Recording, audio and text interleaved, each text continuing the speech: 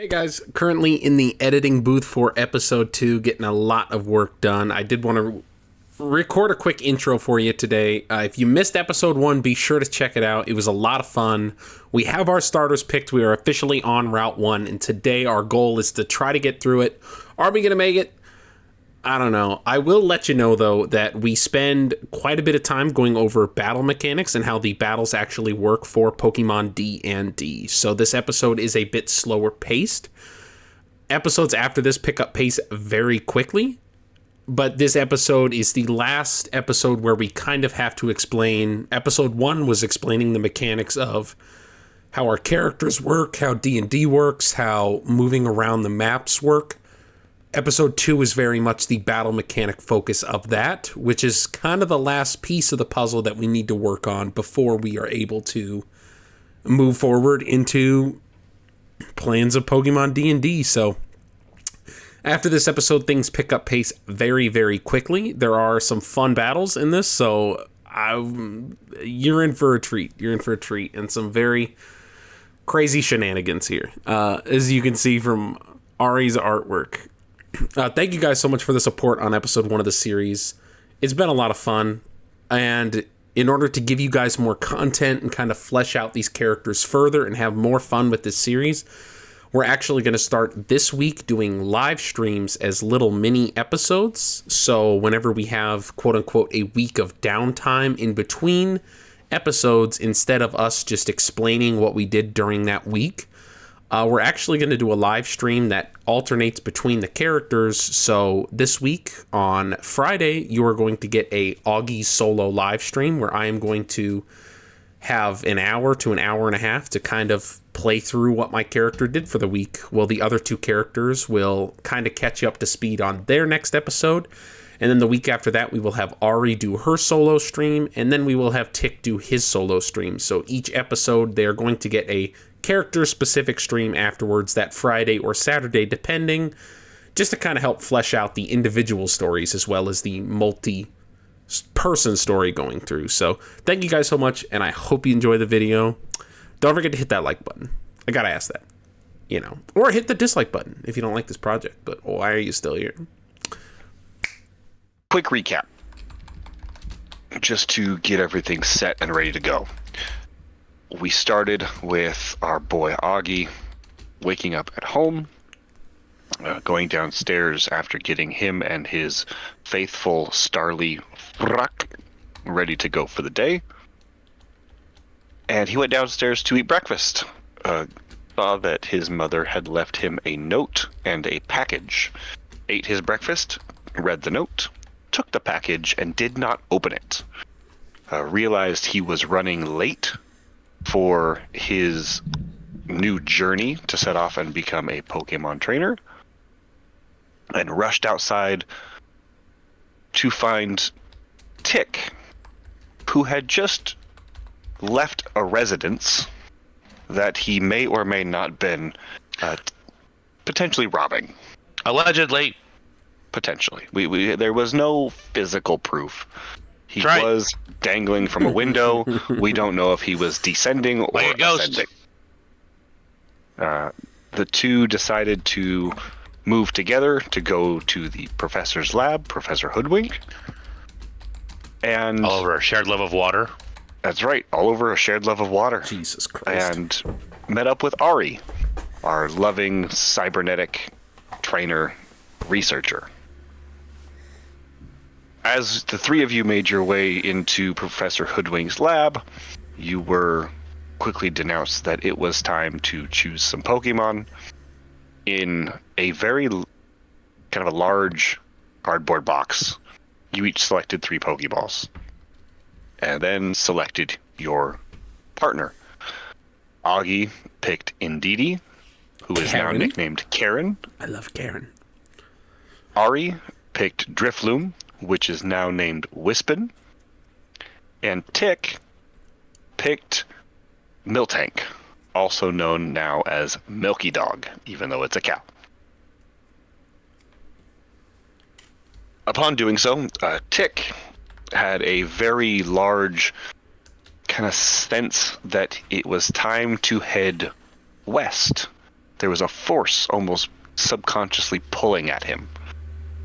It took you guys to a shrine where a statue of the legendary Pokemon Jirachi was located, and a tree filled with Girasshole. A tree filled with wishes was strung up. Everyone's hopes and dreams. There were about 30 tags in total. After a jewel had been seen by Ticklin, he decided to attempt to take said jewel. Upon reaching to grab it, after smashing the Jirachi statue, Ticklin was transformed into a Durant. Some very interesting banter about Durant being eaten by FRUCK later. Auggie had helped Tick to regain his form, not before Tick had... Sort of. It was probably more me than him, but it's fine. before Tick had a subconscious encounter. I want you to know, Jirachi. there's about a 70% chance I had my Indeedee pick up that fucking gem, and I'm just ready to throw it at you as soon as you piss me off.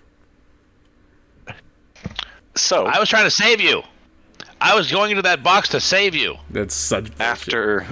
after Tick had regained his human form, and Auggie and FRUCK had so conveniently nicked 30 wish tags from the tree. You stole wishes. I tried to save you. I didn't steal wishes. I stole little scraps of paper that were left on a tree. That's friggin' littering. I saved the planet. You're welcome. It's only litter if it's on the ground. So I can go outside and fucking hang 30 Coke cans at a fucking tree and it's not littering? Yeah, that's art. Okay.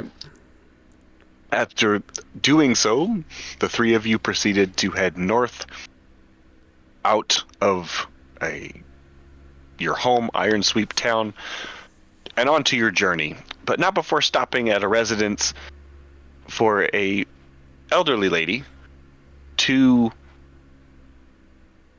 go and pick up her groceries, because unfortunately she's a bit older in age, and She didn't give us any money, so.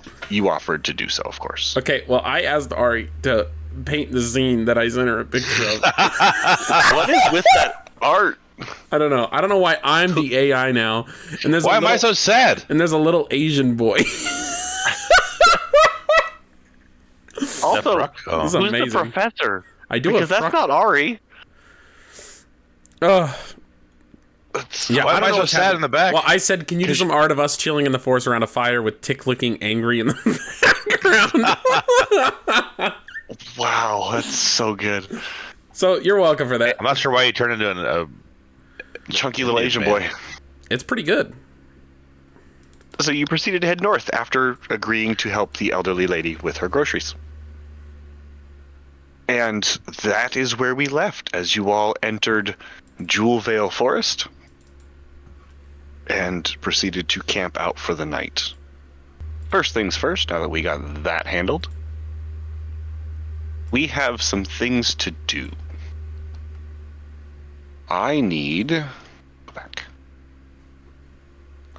everyone to pull up their characters. Specifically, I was going to say specifically, good lord. Specifically your Pokemon. And we will start as we started in the intro of the game last week with Auggie. FRUCK. FRUCK. I am going to send you a new wheel. Okay. To start everything off, number 50. shut up. We are going to roll You got told to for. shut up. We are going to roll for your Pokemon's nature. Okay. And what this means for people such as Tick, who may not know exactly, this is a stat boost for your Pokemons. This So- essentially describes how your Pokemon are in battle. This is I trust. FRUCK's nature. I don't know what I want. Well, Obviously you're about to find the adamant. fuck out. Oh my god. Okay, stop. Holy shit. What did Holy Fruk shit! get? I got impish, but literally, it is a fucking chest hair away from modest nature, which would have been the worst nature for fucking Staraptor. So, Holy you shit. have an impish Fruk, and that is a defense boost and a special attack negative. That is... It has been added to Fruk. I am so fine with that. Holy shit. Now we have Karen. What the hell does impish mean? Yeah, shy. Oh, Karen looks so happy to be here. I love her so much. Karen. Impish is inclined to do slightly naughty things for fun. Oh, okay. A little bit of a troublemaker. Nothing. It's kind of like my personality. I love that. Good friggin' job. Well, you've had Fruk for a while, so it makes sense. Now modest would be perfect. Now modest would be perfection. Everybody says? No, my god. Holy shit. Alright, I got gentle nature, but it was about a chest hair away from being adamant, which would have been the worst possible one. So now for Karen, she's very gentle soul, even though her name is Karen. She has a special defense boost and a regular defense negative. Perfect. So her special defense is through the fucking roof. I like that. Yeah, it actually is. It's insane. Okay. Tick. Karen. Yep. You, my friend, are up, and we're going to be spinning this wheel for a minute. So let's go for green teas first. Green teas. Oh, you're good, you're good, you're good. Brave tea. So, for you, you have an attack boost and a negative to speed for green teas. Brave. Milky Dog. Okay. And I am changing it on your Pokemon as we go. Oh, I just did it. So it's all done. Game spinning. Milky Dog. Oh, sassy, perfect. Oh, damn it. Lonely? That's actually What's that do? that's actually all right. That is an attack boost and a defense negative. Oh. All that fat asshole does is just make milk for me anyway. It doesn't matter. Now Now you it got does it rum ham. attackingly. It's attacked the lonely milk. poking at its own nipples. Lonely milking. Who's this for? This is for rum ham. Ooh. Adamant attack boost, special attack negative. Oh, damn it. He's my fucking save. Well, he doesn't really do shit. He shot me, little dickhead. Witchy woman's next. He's got so many damn Pokemon. Uh-oh. All right. No, you're fucked, bro. Gentle is plus speed, special defense, and negative defense. Gentle's actually That's not fine. bad for Yeah. Miss Magius. It's actually not bad. Yeah. Now we have I have a Hansy. private purpose for her. Private purpose? That's inappropriate. Don't say that. Yeah. No, that's that Lafuni. What's that one called that you like? That Blaze likes? Mild? What'd you say? Special attack minus defense. Yep. You would get right. mauled. So, that we good? will now to Ari, and we need 2 rolls from Ari. All right. Ari, we are currently rolling for your Pokemon's nature. First up, we are actually going to be rolling for your mainframe, because that's the first one you have.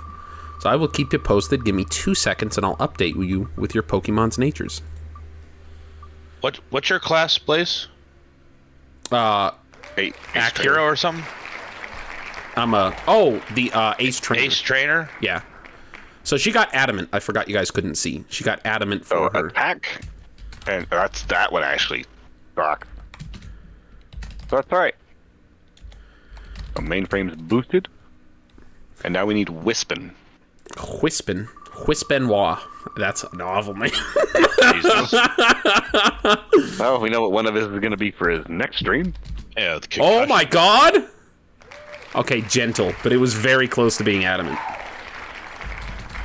Special defense and defense negative. All right. So, from this point on, what we can do is either at the end of session, if you catch some Pokemon who you have in your party, or at the beginning of the following session, we can roll for natures. Well, we can just keep these wheels up if you want and do them as we go. Yeah, if you want to do that, that's fine too. I trust you guys. I'm not too worried about it. Fool. We are just doing a single spin, obviously. Unfortunately, your nature is what you get. You can always catch other Pokemon and try and pick the better nature, should you continuously catch more and roll for more. But Well, we gotta eat. you gotta eat. That is true. If you need some Magikarps. No. Looks like Wispin being gentle. Okay, Ari's not too bad. She's pretty happy. Should have been a chef. Damn it. To cover the things that specifically, I guess at this point, Auggie asked from last session to now.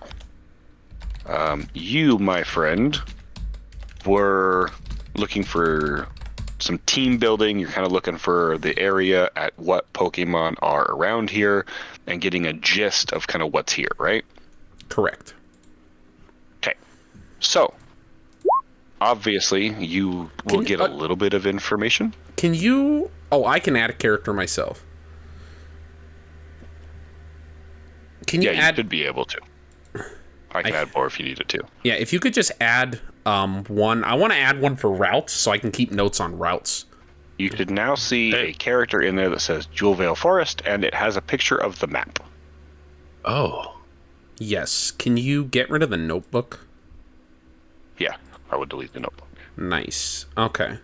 Auggie, in your time here, overnight and everything, you were able to get an idea for a handful of Pokemon that are in the area. Do me a favor and roll me a D100.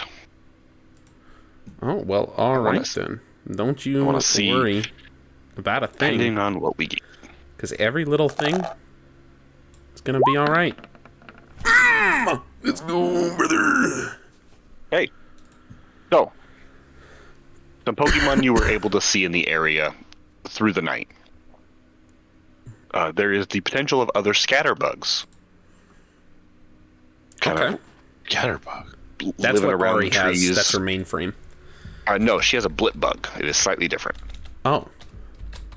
They kind of hang out in the trees. Some of them do hang out in almost like burrows in the ground. Little, almost like caterpillar-sized burrows. There are Pinecos hanging from the trees. Ooh. Pine cone? Pineco. Pinco. Pineco, sorry. At night, you were able to catch sight of one or two Venonats. Kind of hanging out, and then looks like going almost into a dormant state somewhere higher up in the trees. You were also able to see a single Apom in the forest. There may be more, but you only caught sight of one. And then for the chance of seeing a rare Pokemon, you did see a single rarer Pokemon. That we just saw a rare one? Do I get to decide what this rare one is? Is that what you're saying? No, that's what your role That's what I was waiting for.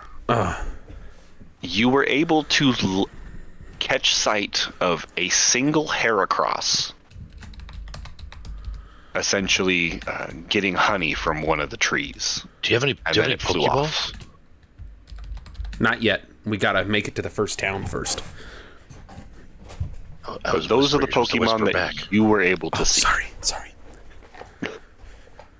Okay, sweet.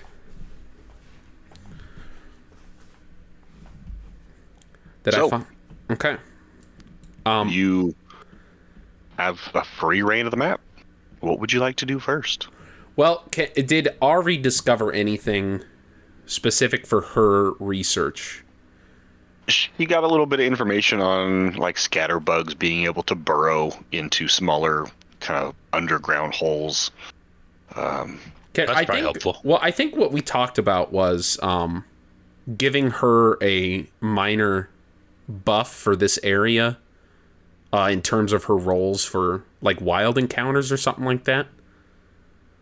If she's hunting for something specifically, I will give her a mild buff in order to like look for something specifically. So she has a higher chance compared to like yourself or Tick at going into some grass and trying to find a specific Pokemon of what's in the area. Now, she doesn't necessarily know everything that's in the area, much like yourself, but those things that you found, she would potentially have a higher chance to find. Okay.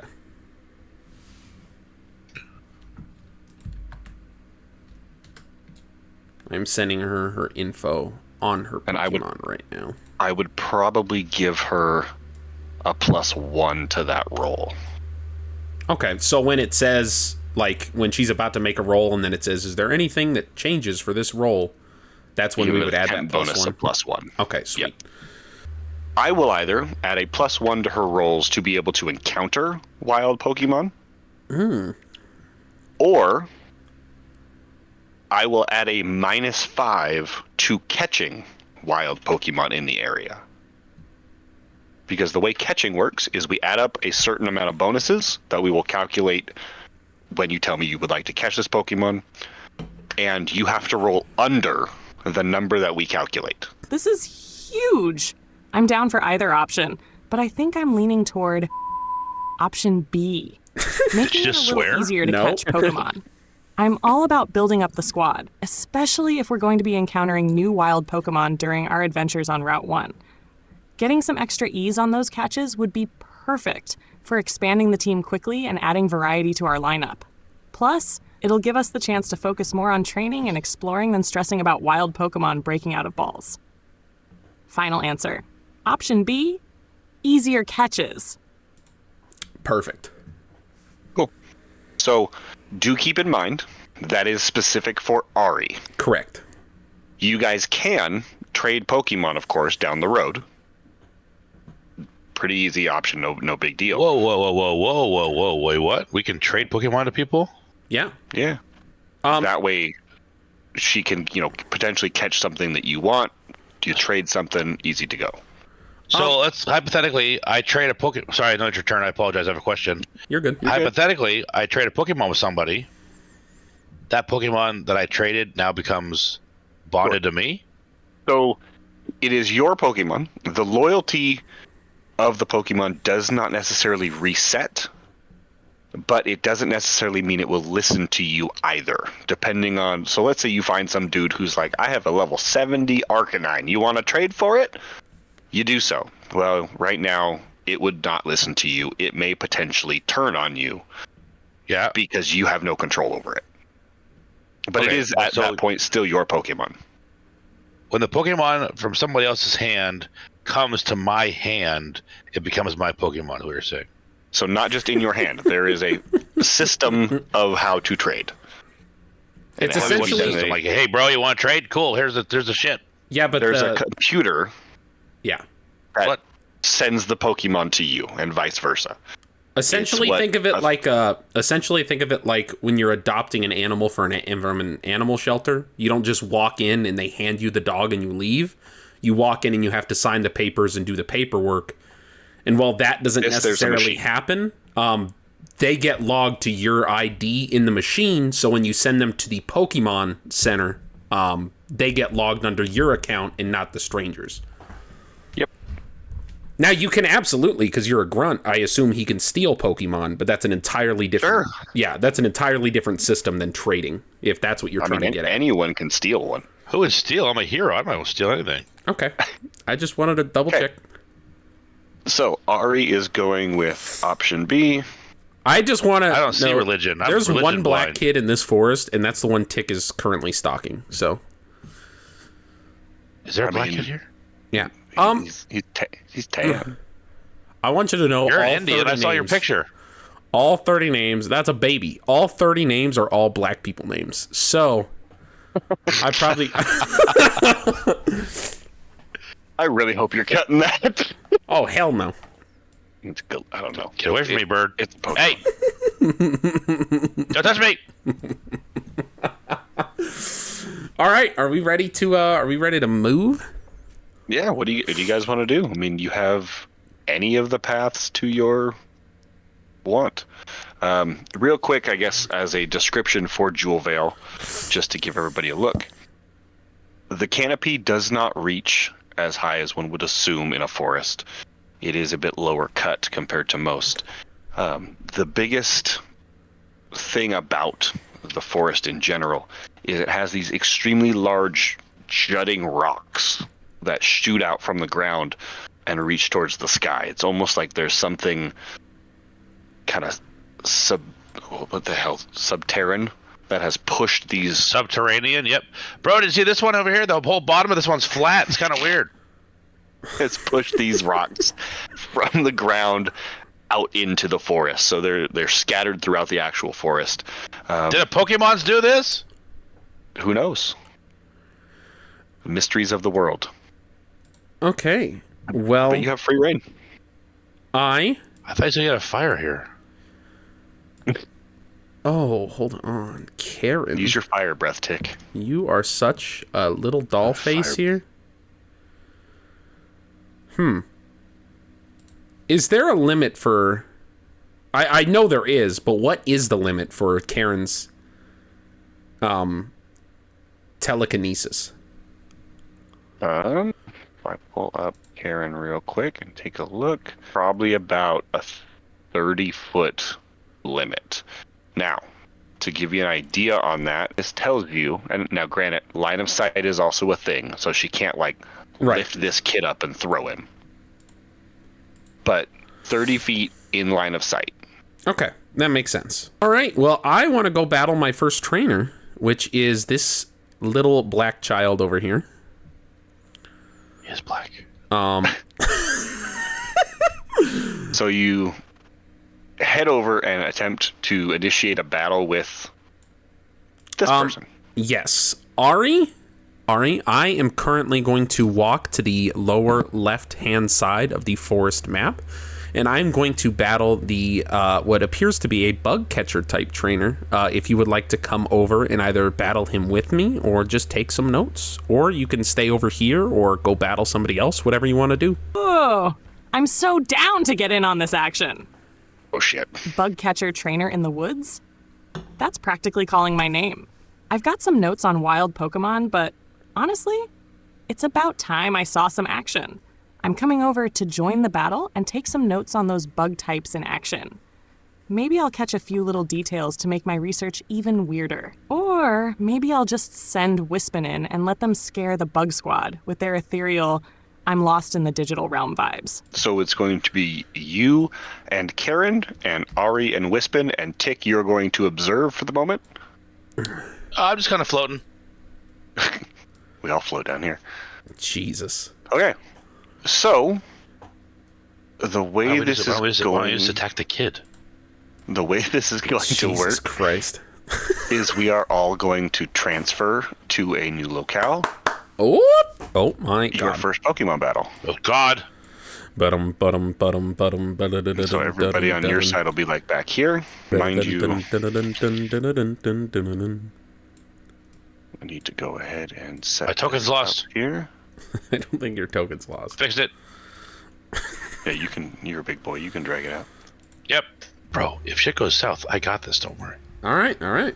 Ah! Jesus Christ! I know you're some sort of epic. Karen the Ndidi is a solid start for you, and I love that you're keeping FRUCK ready for backup. For me, I'm going to send out Wispin to start. Let's have my ghostly balloon take field with some chilling vibes. Wispin can mess with their heads with status moves while we get the lay of the land. And I'll keep Mainframe ready as a backup for physical firepower if things get wild. Since Wispin's got that special defense boost, I think it'll be fun to play a more tactical, status-inflicting game first. Let's rock this battle. You ready? So as you both throw out your Pokemon, with the encounter starting with Poacher Gerald. Oh no, fuck this dude. You? Okay, hold on. Tell me this isn't the only poacher in the forest. You encountered Poacher Gerald. That is your first encounter. Gerald. And since you are doing a double battle, it means that Gerald gets to send out 2 Pokemon. he sends out his Phantump and his Fletchling. How this is going to work, if you pull up your character sheets... Give me the word and I'll bop this dude. You let me know. Go boop him. Rolling for speed. So if you click your speed stat, it will... Oh, that's right. Roll it for you. That first one obviously isn't. And it's my speed or it's my testing. Pokemon speed? Your speed, because Pokemon don't necessarily act on their own from trainers. Okay. They might do weird things, but not necessarily normally. This is my speed roll, and I definitely do a modifier of plus 93 because I'm a badass. Yeah, I bet you do. Unfortunately, you broke your leg last session. Fuck. 13. Okay. Okay. Hey. Papa came to dance. Okay. Okay, Mama came to dance. All right, so 16 for Ari. Then my boy Gerald.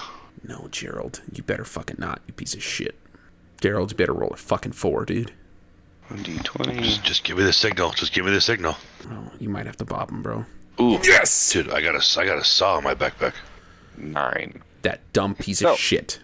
Ari can command Wispin to move first. Nice. Looks like Wispin's up first. With Wispin's speed advantage, I'm going to use Ominous Wind to try to hit both of the enemy Pokemon and potentially raise Wispin's stats for an edge. This move does 2d8 plus 7 damage, and the quick roll should help us land it smoothly. Let's get that Ominous Wind in there and set the battlefield up for some chaos. So, we can go ahead and roll. So it is a 10-foot range, so you got to get close. This is the distance that Wispin can go, 35 feet. Okay. And then, unfortunately, Ominous Wind from that doesn't look like it can reach, at least not right away. All right, Ari, so unfortunately, we are out of range of being able to hit them this turn. So your options are maybe use one of your abilities defensively, and let's kind of stake out this location and wait for them to come to us. Or you can move closer so they are in range to attack next turn, a lot easier. However, that does open you up for being hit first this turn. So what would you like to do?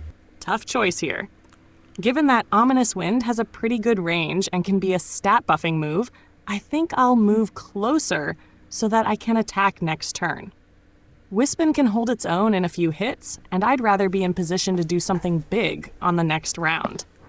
Plus, I don't mind the potential risk if it means I can make a strong play. I'll move up cautiously and get ready for a big turn next round, possibly buffing our team's stats with Ominous Wind. I would say just move her behind the rock right now. The rock that's in front. We're just going to go the standard 35? Okay, yeah, that's I think so. Perfect. Okay, and that movement is essentially how it works for the turns. Combat is very different in this compared to other things. Turns, there is movement. Trainers, that's not trainer, I want Pokemon. Here we go. Movement, you can just move. That's pretty easy. You can use a skill, unlike trainer skills, Pokemon have skills as well, which we know. Use an item or use an attack. So you can always move, and you can always either use a skill, use an attack, or use an item. I can use a skill, an attack, or an item.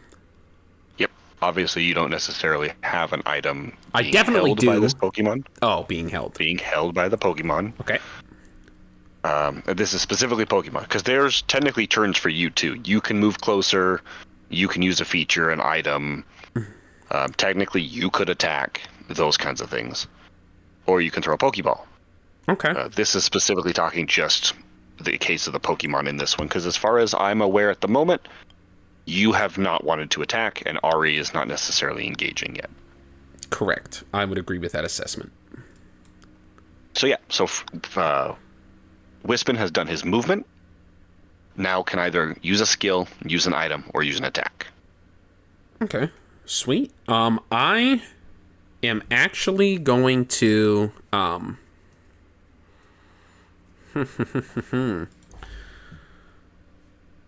Karen's abilities. Interesting. Do I have the same movement as Karen? No, your character has its own movement. If you check your character sheet, because your speed is not necessarily the same, you have a 30-foot movement. Okay.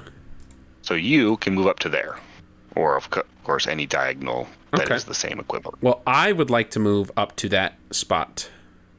Okay, there's your 30 feet. Perfect. And of course, well, I'll leave Karen there just for the visual now, because I know she can only move 35. Karen can move 45. 45. Karen's got some hard movement. Karen does have some hard movement, and I'm not mad at that. Can I move Karen to be 45? Can I move her to be level pretty much with the drift blim? Yeah, perfect. That gives you extra 10 feet of movement if need be. And I will move her 5 feet south as well. Can I still use a move or ability this turn? Yeah, because movement is its own thing. So you can move and then use a thing. Can I use, this is going to be weird, can I use telepathy in battle? Sure. It would count as your act, or your That is totally fine. Pardon me. That is totally fine. I want to move her Phantom as far directly north of Indeedee as I can, of Karen as I can. Okay. So like we said, for your telekinetic ability, you have a 30-foot range. Perfect. So yeah, I would like to move the Phantom to that 30-foot mark north. So this is going to be an opposed check. I figured. Because Phantom does not want to be moved by you, even though that is going to be a thing. So, what we will need, I believe telekinesis is a special attack type thing, because you're not physically hitting. We will roll your special attack, aka Karen's, against Phantom's special defense. Okay. So that is a D20 plus your modifier. Okay. And my modifier is 7. Yep, you have a +7. Perfect.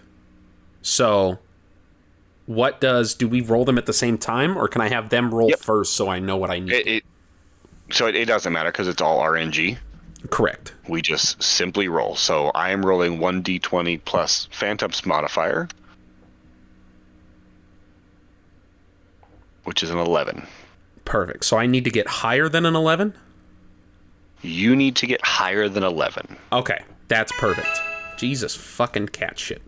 Let me turn my phone notifications off, because I think I just shit myself.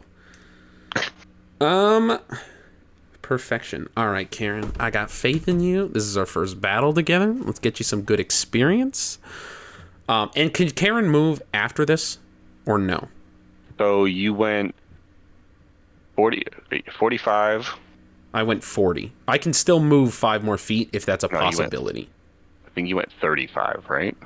That was my initial move, and then I moved 5 feet closer down. You can move at any point, but at the moment you say that your turn is done, your turn is done. Okay, perfect. So I am going to go ahead and roll that special attack, which is actually 6, not 7.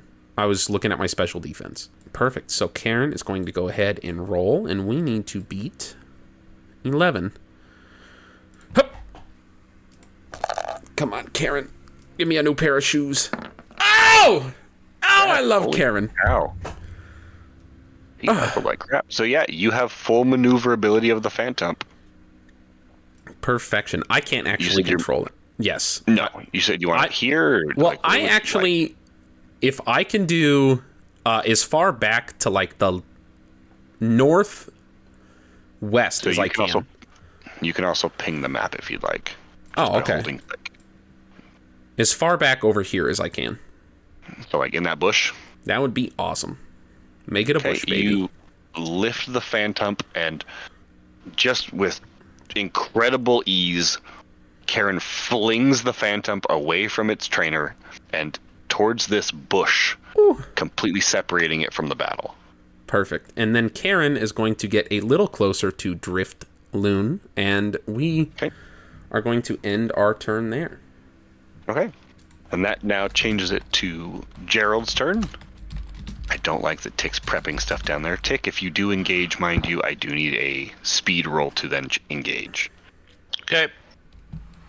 So is what's the top little brownie goblin? What's that one called?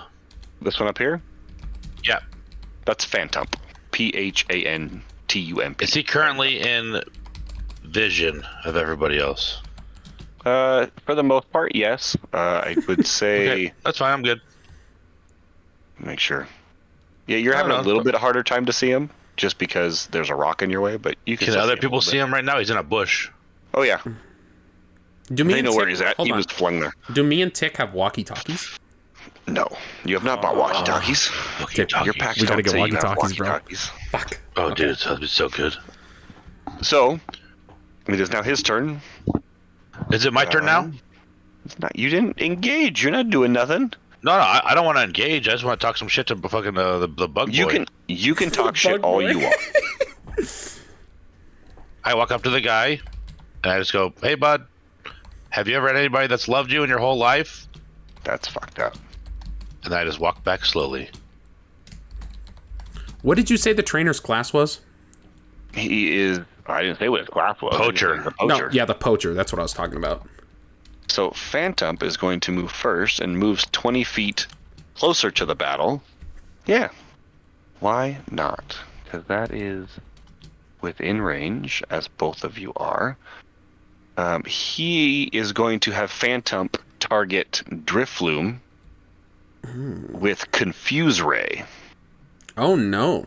So no, this is an accuracy check. So essentially it's looking to hit. It is a ranged effect. I believe it just occurs as long as it hits. The same as the D19 roll? D20. Oh. But the accuracy check is a 19 or higher? Huh? Huh? I was looking at Confused Ray. It confused me reading the thing.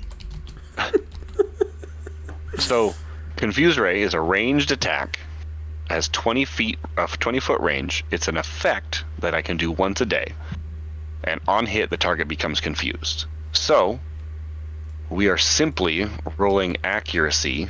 And question for that, is that everybody within the 20-foot radius, or is that just the target? It is a target. It's not a scatter effect or anything like that. It's just like a beam. Nice move. Telekinetic power is perfect for setting up that separation and positioning Wispin closer for the next attack. I love the strategy. Now, as for Phantom's Confuse Ray, let's see how it goes. Wispin is a ghost, so it can resist some of the effects of status moves, but it's still risky with the Confused status. Let's roll to see if Wispin can dodge this Confuse Ray, or if it'll get caught up in the confusion. Fingers crossed. So she is now confused. It is now confused. So, on Drifloon, or Wispin, because I gotta get their names down, you can actually check the confused box. Okay. Which I have just done. Now, it's my turn to move. Can I get out my bent lockpick and try to fix it? So the way it works is actually, it is not your turn yet. It is Fletchling's turn. Oh, that's right. Okay. So double battles happen with the person essentially taking a double turn for their Pokemon specifically. He is going to fly up and land behind Karen. Not Karen. And is going to go for a tackle. It is going to be another D20 plus... Oh, that's right. He's faster than shit.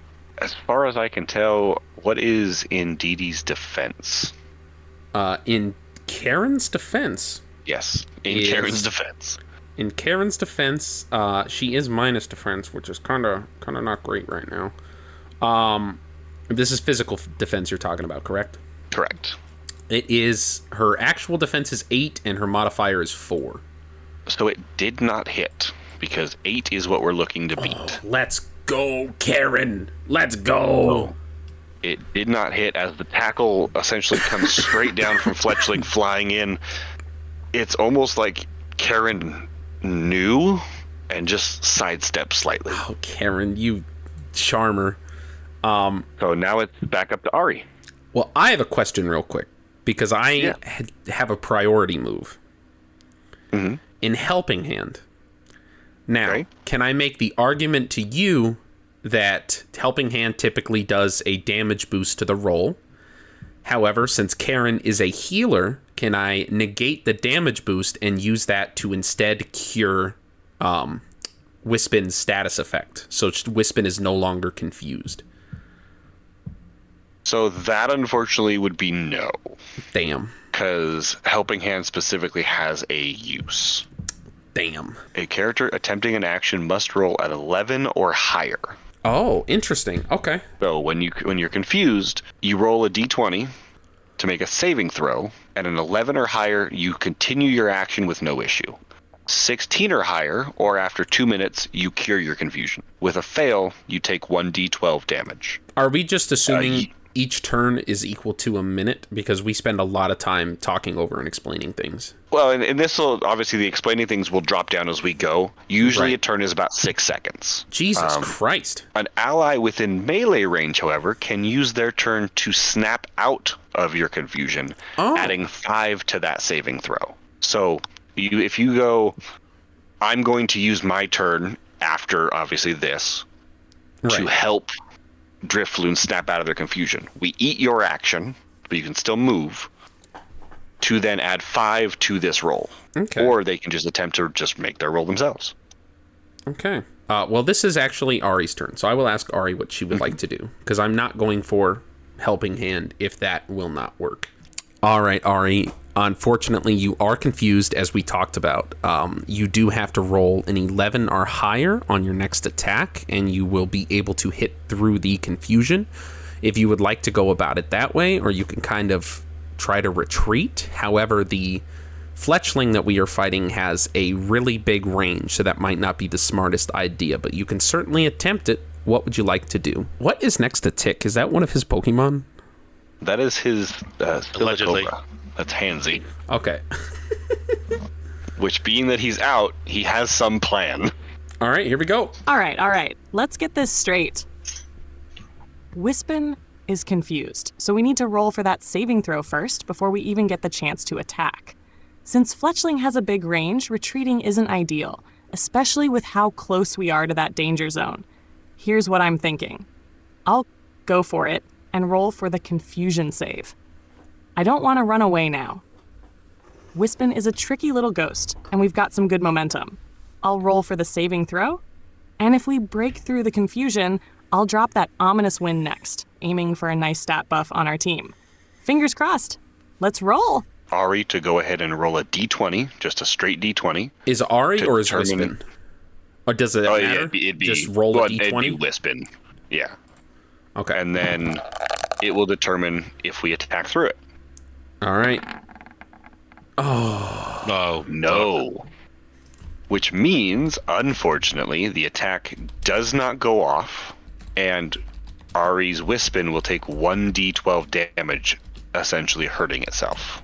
So roll another d20? So nope, this is just a d12. Is that the signal?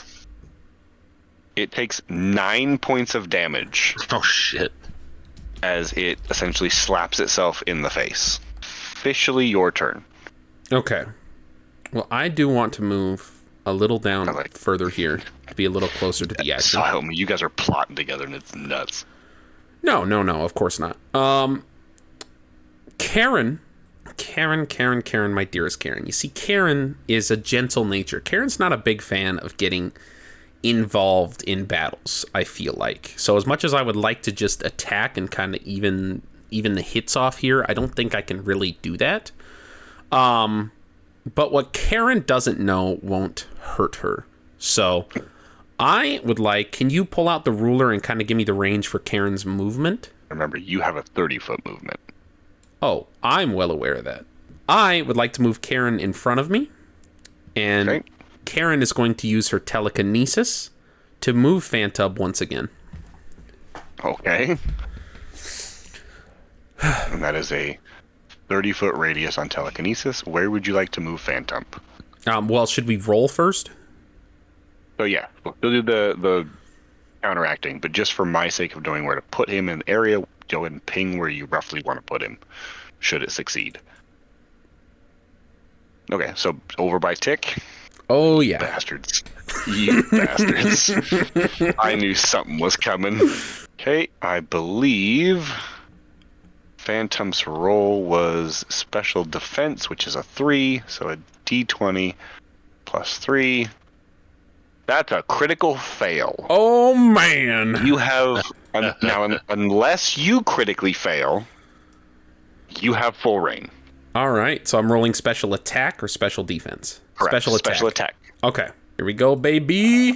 Let's go, Karen. Crit fail. You did not crit fail. You have full control over Phantom. Oh, let's go, baby.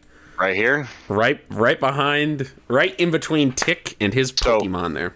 You can't actually put it there. Oh, no. What's my range? Here. Oh, I can only... Karen, okay. Yeah, I'll do it right in front of Tick. Right there. Yep. Okay, I will move Phantom over. You were close, but not quite close enough. That's why I was measuring. Karen, almost not looking, just reaches behind her, points at Phantom, and flings it over her head, landing next to Ticklin. Do I still have an action this turn? You do, yes. Okay. I would like to pull out my hairbrush and kind of just brush FRUCK's hair a little bit. Okay, yeah. You just take a moment, almost like this battle is just... Yep, just cake. Like that. And you're just brushing FRUCK. You're not giving a FRUCK, so to speak. Exactly. Okay. Is that your turn? Your action is to pull the brush out and brush FRUCK. Yep. Aaron did hers. Okay. Phantom, it being essentially told by Gerald to direct his... Does Tick get a roll to action, or does that happen after everybody else does their stuff? If Tick wants to initiate anything... Okay. That will be after Gerald's turn. He can roll speed to determine where he comes in. Okay. Because this is a coordinated battle. Okay. Now, mind you, you all are trainers just ahead of time before this happens. This is a sanctioned battle. Correct. But you have full reign on what you do. Just throwing that out there. Phantom, being directed to attack the ones he is in a battle with, attempts to move, and is going to move directly in front of Wispin, where Phantom only has a 20-foot movement, and is going to attempt to use Astonish. It's a melee attack, so we're going straight attack. It's a d20 plus 4 to beat Wispin's defense. Wispin's defense. I can go ahead and roll that. It actually is. Wispin's defense is a 2. Yeah, Wispin's... Oh, this isn't a roll. This is just a number. No. So this is essentially what your defense and special defense are for either special attacks or regular attacks, is your armor class. Okay. And when we hit it, we get to do the attack. This attack does 1d10, and on hit, if I get an 18 or higher, the target is stunned. This is it is a hit, but it is not an 18 or higher, so Wispin is not stunned. But it does do 1d10, and plus 0, it is just a d10 of damage. Ooh. 9 as this Phantom vanishes and appears in front of Drifloon, and just this almost amorphous ghostly hand materializes and slaps the side of Drifloon for 9 points of damage. Still over half, so not doing too bad. Fletchling is going to move in between both of you, being Karen and Wispin. Fletchling is going to go ahead and let's use Peck on Karen. Oh, not against my Karen. So, that is going to be a regular attack. This move does not have priority, so we're fine there. And what is Karen's defense? 8 with a 4 modifier. Okay, so the 9 does hit. Damn it. Because you have an 8 for your attack. And that is 2d6 points of damage. Okay. Jesus. 2d6. Are you editing that so I don't need to worry? Okay. So that is 8 points of damage into Karen. Okay. As this tiny bird just starts pecking at her head. God damn it. So at top of the round, it becomes... First, I have a question. How far is melee range? Melee range is right next to. So, like, you would be in melee range with your Silicobra. All right. First of all, Gerald, you piece of shit. You throw your little phantom at me. This is a sanctioned battle, bro. So Silicobra's going to move 25 feet, which what his speed is. Just over a little closer to see what's going on. Okay, and while you're doing so, if you would like, Ticklin, you may roll a speed check to determine if you're interacting with this. This will be your turn order to involve yourself. Well, my speed's only 4. Roll a 24. Uh-oh. That is a 5. So you would go at the end of the turn order. Which is right now. It is not. Turn order, the way it works is as soon as it was the end of Gerald's turn, because this is a sanctioned battle and you have not acted yet, it is now in the turn order. I'm not acting. I'm not acting. I'm just moving over here. Which is fine. That can still occur. But the actual moving of interacting with this combat now... Well, then my rolling doesn't matter because I haven't done anything. Yep, this is just putting you in the list. Yep, and how far can I move? 30 feet? Silicobra's movement... No, me. Oh, you? You should have a 30-foot movement as well. Yeah, I just go right next to Gerald, and I pull out of my bag my hammer. Oh, God. You are going to assault people. Nope, I'm just holding the hammer. Yeah. Okay. So, it is Ari's turn. All right. Gerald, you're a bitch. Hey, Gerald. Why are you being so mean to me? Me and Ari kind of chit-chatted.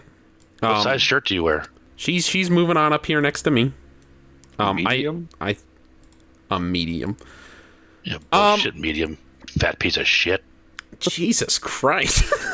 That's a little far, Gerald. I'm sorry. I shouldn't body shame you. Fuck. I shouldn't body shame you. I'm sorry, you Gerald. See a single tear rolls down Gerald's left cheek. Yeah. Yeah. Okay. Me and Ari talked about it. We're gambling people. We're gambling people. I'm helping handing. You're helping handing Drifloon? Oh yeah. Does at will matter in a matter of turn basis? So yes, the at will is still This is bullshit. something you do on your turn. Let me know it's my turn In combat. Will do. Cute Gerald. That tear is just going. So helping hand doesn't it essentially you use it, and when Drifloon goes to make that save, it just gives it a +5. So we add a temporary bonus of +5 to that roll. So you roll a d20 +5. Do I roll a d20 right now for accuracy on helping hand? So or we'll does give you that the not option. matter? It doesn't. It technically doesn't matter because you're adding a basic +5. It stops Karen's turn, so Karen's action would be to helping hand Drifloon. Correct. When Drifloon goes, the saving throw is a d20 +5. Okay. But it's not necessarily helping hand. You're just helping. You're using the help action. Right. Okay. So for your turn, when it comes around, you are going to use help to fix Drifloon. Oh. So for your turn, when it comes, it will count as you using the help action to help Drifloon, which will give Ari a +5 attack or +5 save to this saving throw roll. Correct. Okay. So yeah, if we were going for it, go ahead and make the saving throw. Perfect. And I do that from the character itself, or I just roll a 20? So the saving throw is a d20. Okay. And then +5 to this roll. It completely snaps out. Oh yeah, brother. Confusion is just gone because that would be a 21. You're gonna fail, Gerald. I'm like my dad. Jesus. All right. Nobody loves Now we roll for damage, correct? So no. Now you roll the attack roll. Okay, to see if the attack hits based off of their defenses. Yep. The confusion is just the saving throw. Okay, and I just hit that from their attack stat, from Drifloon's attack stat, correct? So which attack are you using? Ominous Wind is what she said, which is a special attack. Okay. So in Wispin, you would roll... You can just do a quick roll of Ominous Wind, and it is not a splatter, it's a ranged attack. So you can hit whoever you want, pretty much. Do you like my hammer, Gerald? It's never been used, but the night is young. Go ahead. Tick. Oh, no. Oh, we're going to do something. Let me know what Ari says. I'm going to look at Tick real quick. I haven't attacked anybody. I don't know. I don't know why you're being an aggressor, Gerald. Here we go. Yes! The helping hand worked wonders. And now Wispin is clear of that confusion. Let's make this count. Okay, well, she said targeting both. I need to let her know. While he does that, Tick, what is your goal with this hammer talk? Are you trying to scare him? No, I'm just holding it. Yeah, you also said it hasn't been used yet, but the night is young. Yeah, you never know. I could come across some nails. Just some loose nails. I don't like the way that you're insinuating Tick's going to be guilty of something. Yeah, what the hell? I'm just asking what he's trying to do with it. You've never come across loose nails? Not in a forest. Maybe we encountered a bear trying to kill us. I don't want you to tear your sweater as you walk by it, or your little net, Gerald. All right, we're gonna. Yeah, if there's a bear, I gotta bop a bear. Bop. Okay, Ari says, gotcha. Thanks for clearing that up. In that case, I'm going to target Phantom with Ominous Wind. It's the trickier of the two, and taking it down will give us a big advantage, especially since it's been giving Wispin a hard time. Let's hit Phantom hard with that move, and hopefully we can get a stat buff to top it all off. Okay. All right. So roll me the Ominous Wind against Phantom. Okay. So that is an 11, which does hit. It's 11 versus special defense. Here, brother. For 18 points of damage, and your attack on Drifloon, attack, special attack, defense, special defense, and speed each get a temporary +1 bonus. She got the boost? Every single time you do, as long as it hits. Does she get the damage boost from me here, or was my only boost helping her get out of confusion? So the help action you did was not helping hands, it was just help. Oh. And it allowed you to do so. So don't mark down that you used helping hands as one of your 3 for the day. Helping hands is specifically for the damage boost. Your action for Karen was to help Drifloon to wake up from the confusion. Oh, well, I was trying to helping hand, but okay. That is still gonna freaking hurt. That is definitely still gonna hurt. She's popping off. Yes! Wispin nailed the Ominous Wind, and it's a hit on Phantom. This is perfect, because now not only did we deal some damage, but we also boosted our stats. Attack, special attack, defense, special defense, and speed are all up by +1 for the next hour. So she's pumped. And, yeah, that hurt. The Phantom, as this kind of dark purplish black wind kind of pushes out from Wispin, Phantom actually lowers briefly from his floating kind of demeanor. Ooh. He's looking kind of beat up. Wait, floating? Phantom floats, doesn't have legs. What? It's a phantom with a tree. What? What fucking page is that on?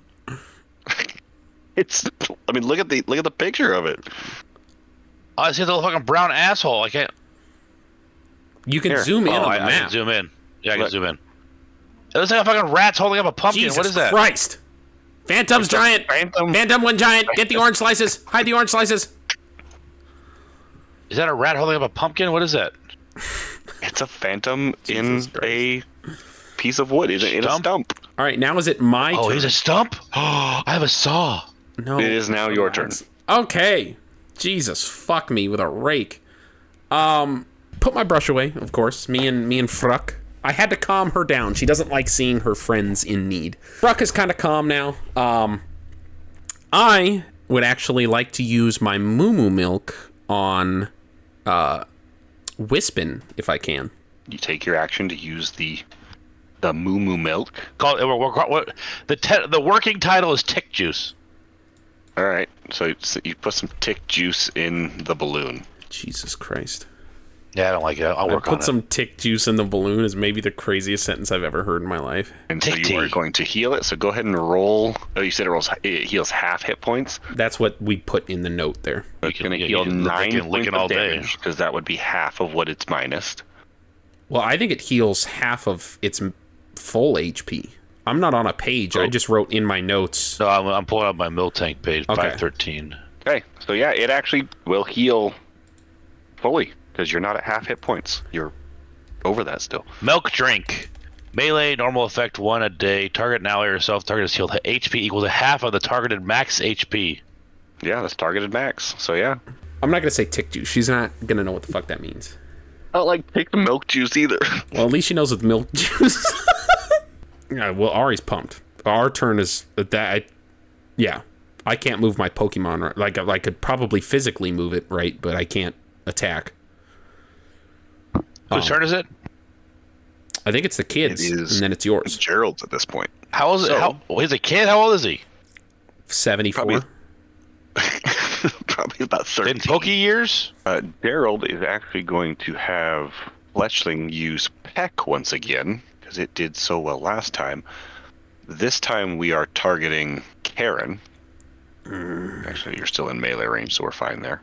7, which I believe you said your defense was 4? My defense is 8, and then the modifier is 4. Oh, so it actually misses. Karen is able to sidestep out of the way before this Peck happens. I love Because Karen. if it's 8, it missed. I love Karen. And then Phantom is going to try and circumvent some of this damage that it took and throws a Leech Seed at Drifloon. So on hit, the target gets a Seed Coat. The coat has the following ability. At the beginning of your turn, if you are within 20 feet of the enemy who gave you the Seed Coat, you lose 1d12 hit points, and the enemy gains the hit points you lost. We are going to go, it is a effect. It is technically a special thing. It's not a physical attack, so it'll be a d20 plus 3. What is your special defense?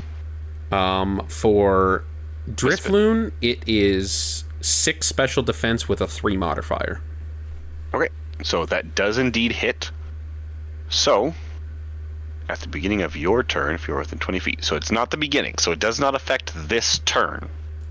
Okay.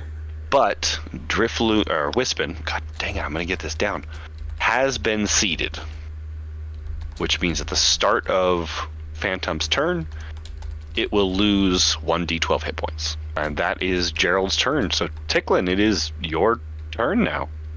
All right, my first thing is, hey, Gerald, I have a question for you. Are you right-handed or left-handed? I'm actually left-handed. Why? Just wondering. I'm going to say this clearly in one time. That your next move, your Fletchling needs to attack your Phantom. Why? See this hammer here, little buddy? Do you ever want to hold that little net again? I will break your left hand with this hammer. Me running. Do you hear me? Yeah? Gerald, look me in the eyes. Look me in the eyes, Gerald. He kind of looks at you. I'm going to cast Wrap from Silly Cobra onto Phantom. You can't. This is a sanctioned battle. You attacked me first, bro. Your Phantom attacked me. I was hiding behind that rock watching the fight, and he came out of nowhere and landed right in my lap. So now I have an excuse. I need Tick. Please roll me a bluff check. What does that mean? So on your stat sheet, yours specifically, there is a bluff stat. It is the third one down in your skills tree. This is if he believes the lie that you are minding your own business. Because it is... who says I'm lying? You did not get attacked by Phantom in DD, Karen, through Phantom with telekinesis. I didn't see that. All I saw was Phantom land in my lap trying to attack me. And since Phantom was not directed to attack you, this is indeed a false. It's because he saw me and saw my Silly Cobra and got scared and ran away, which as he should have. So please roll me a bluff check. Oh! So 10, he's... Wait, I have a modifier, I think. Yeah, it added it. When performing a bluff, okay. What's this? Go ahead. Sit a chat. Okay, you roll twice. Go ahead and roll again. So you get a second chance, bro. Oh! 16. Yeah, he's a little worried that Phantom decided to just attack out of nowhere. Yeah. See, you see what I'm saying, little bro? So, thirdly, my shirt's a little dirty. I want your T-shirt. What? Okay. Can we handle the... Let me see your hand. Give me your hand. Please don't. I also have a saw in my backpack, and that little asshole is made of wood. I'll start sawing. I'll give you my shirt after we finish the fight. I promise. So I don't like the fact that you're a poacher. I still think I'm still gonna break your hand. When this fight's over, your hand's getting broken. That's just gonna happen. So dark. Just so you know. So Fletchling needs to attack Phantom next turn. Ari, it's your turn. Jesus Christ. There's fucking assault going on. Nobody's been assaulted. All right, so Tick is currently threatening to beat up the poacher. As it stands right now, Phantom is gearing up to steal more health from you as soon as it is Phantom's turn again. But it is now your turn to attack, Ari. What would you like to do with your Pokemon? I can't believe that. Jesus Christ. That's amazing. You two have been talking. That's so wild. That's amazing. No, this is the best part. None of this was planned. We didn't at any point in time plan on what we do when we get in battle or any of that. The only talking that we did here. Yeah, the only talking we did outside of this was what I've talked to you about in person, where I said like, "Oh, Tick's not going to have his Pokemon outside of the ball unless he's in battle," stuff like that. So this is all just fucking off the cuff. That's so good. Reacting to each other. That's why I asked, do we have walkie-talkies? Because I wanted to be like, bro, if I throw this thing at you... No, not yet. You don't anyway. All right, here we go. Oh, boy. Tick's got a plan, huh? Phantom's trying to get more health with that leech seed, but we've still got a solid chance to retaliate. I'm going to go big with another ominous wind, aiming straight for Phantom again. We've already hit it hard, and I'm hoping we can finish it off, or at least cause it to take another good chunk of damage, especially with those stat boosts still active from last turn. Let's capitalize on that extra power and make this next hit count. Wispin's ready, so let's roll for that move. What do you think? Go ahead and advise her that Ominous Wind is once per day. Oh, you actually can't use Ominous Wind again. That is a once per day attack. You're going to have to pick another action. She can withdraw her... If she withdraws her Wispin and sends out Mainframe instead, that clears the Leech Seed, correct? Correct. Okay, but that fully takes her turn. She can't do anything else. Yeah, she would be withdrawing and sending out a new Pokemon. Perfect. Another option that you have that I wanted to remind you of is you can actually withdraw your Wispin from battle and send out Mainframe if you wanted to. However, that will be your turn and you won't be able to attack this turn, but you will clear the Leech Seed from the battlefield. Ah! Jesus. I gotcha! Jesus. Totally forgot that Ominous Wind is a once per day move. Good call on point. An Ominous Wind. Given that Phantom is still looking dangerous with that Leech Seed in play, I think I'll withdraw Wispin from battle for now and send out Mainframe. The Leech Seed will be cleared, and Mainframe will get a fresh start with no damage taken, which is key. This will be a strategic move. We'll get a new Pokemon on the field and keep Wispin safe from further Leech Seed damage. Plus, Mainframe can start making an impact. Let's roll with this plan and get Mainframe into the mix. Ready to switch out? All right. Alright, so Ari switches out. Perfection. I'm pissed, and Karen is also pissed. So Karen is going to use, as a free action, Psychic Surge. Okay. So it covers a 30-foot radius of the battlefield in psychic terrain, which gives me a slight damage boost and makes it so nobody can use priority attacks. Okay. So priority attacks are no longer a thing. And you said it's a 30-foot? I believe that's what it is. I'm double checking right now. Psychic terrain. Create a circle of psychic terrain within 60-foot diameter. Yes, characters touching the ground with the psychic terrain are immune to damage dealt by reaction moves or moves used during priority turns. Psychic attacks deal an additional 8 damage. The terrain disappears after 2 minutes. Anything in that diameter. Perfection. She is going to smack the fuck out of this fletchling. Guess it would be there, because it's... Okay. With psychic. Okay. Oh, yeah. So you need to take your attack against my special defense. So go ahead and roll your attack, and I will get my special defense pulled up. Do you want me to just quick roll for psychic, or no?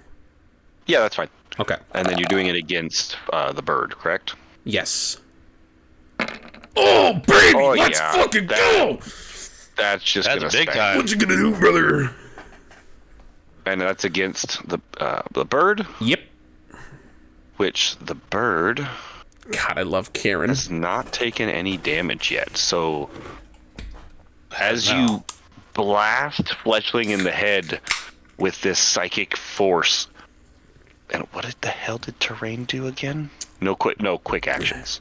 Yes, no quick actions and plus 8 damage to psychic attacks.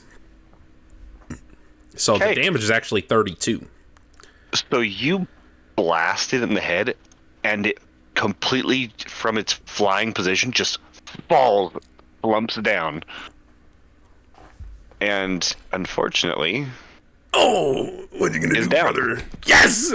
Yes! Karen, what a badass! Hey, Gerald, I told you to attack Phantom with your fletchling. No! I can't. It just fainted. I gave you the directions. Oh, I mean, I can try something else. You better try something. It's your turn, bud. And your turn is completely done?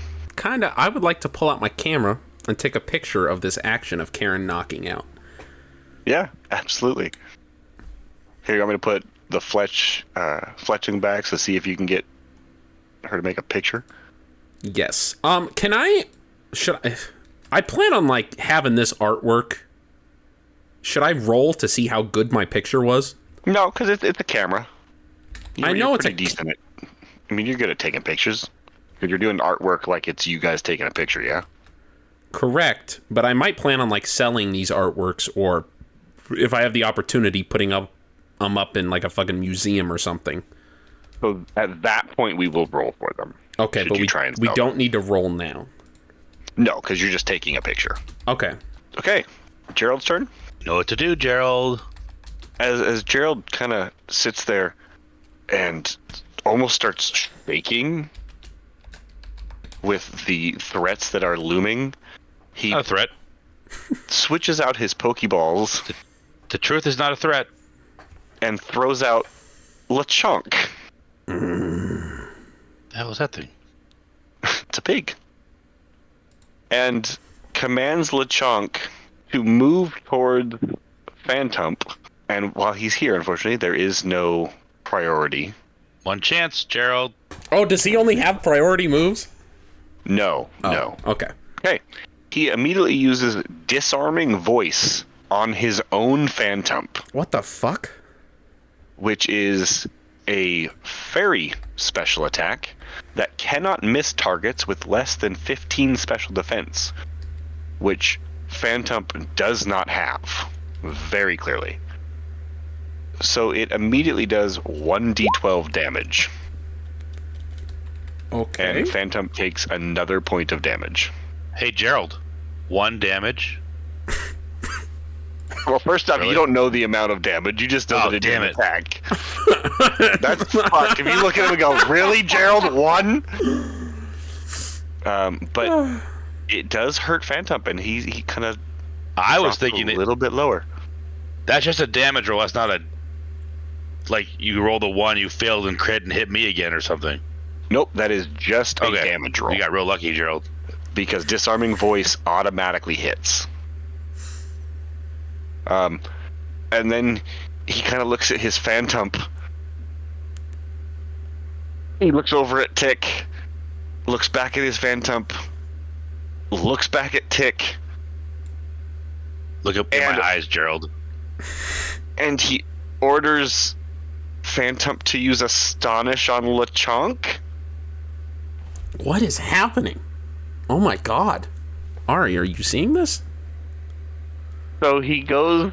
This is pretty crazy, guys. I don't know what's going on. He uses Astonish, which is a d20, and that'll be plus his accuracy for a melee attack. So plus 4.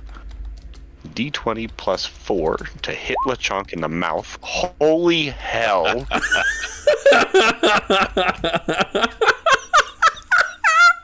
As he definitely hits LeChonk, it does a D10, and if it's an 18 or higher, which it was not, it was a 17. Oh no, it was an 18 or higher on the accuracy check. So yeah, the 21, it works. And a D10 of damage. So 5 points of damage to LeChonk. And it is stunned.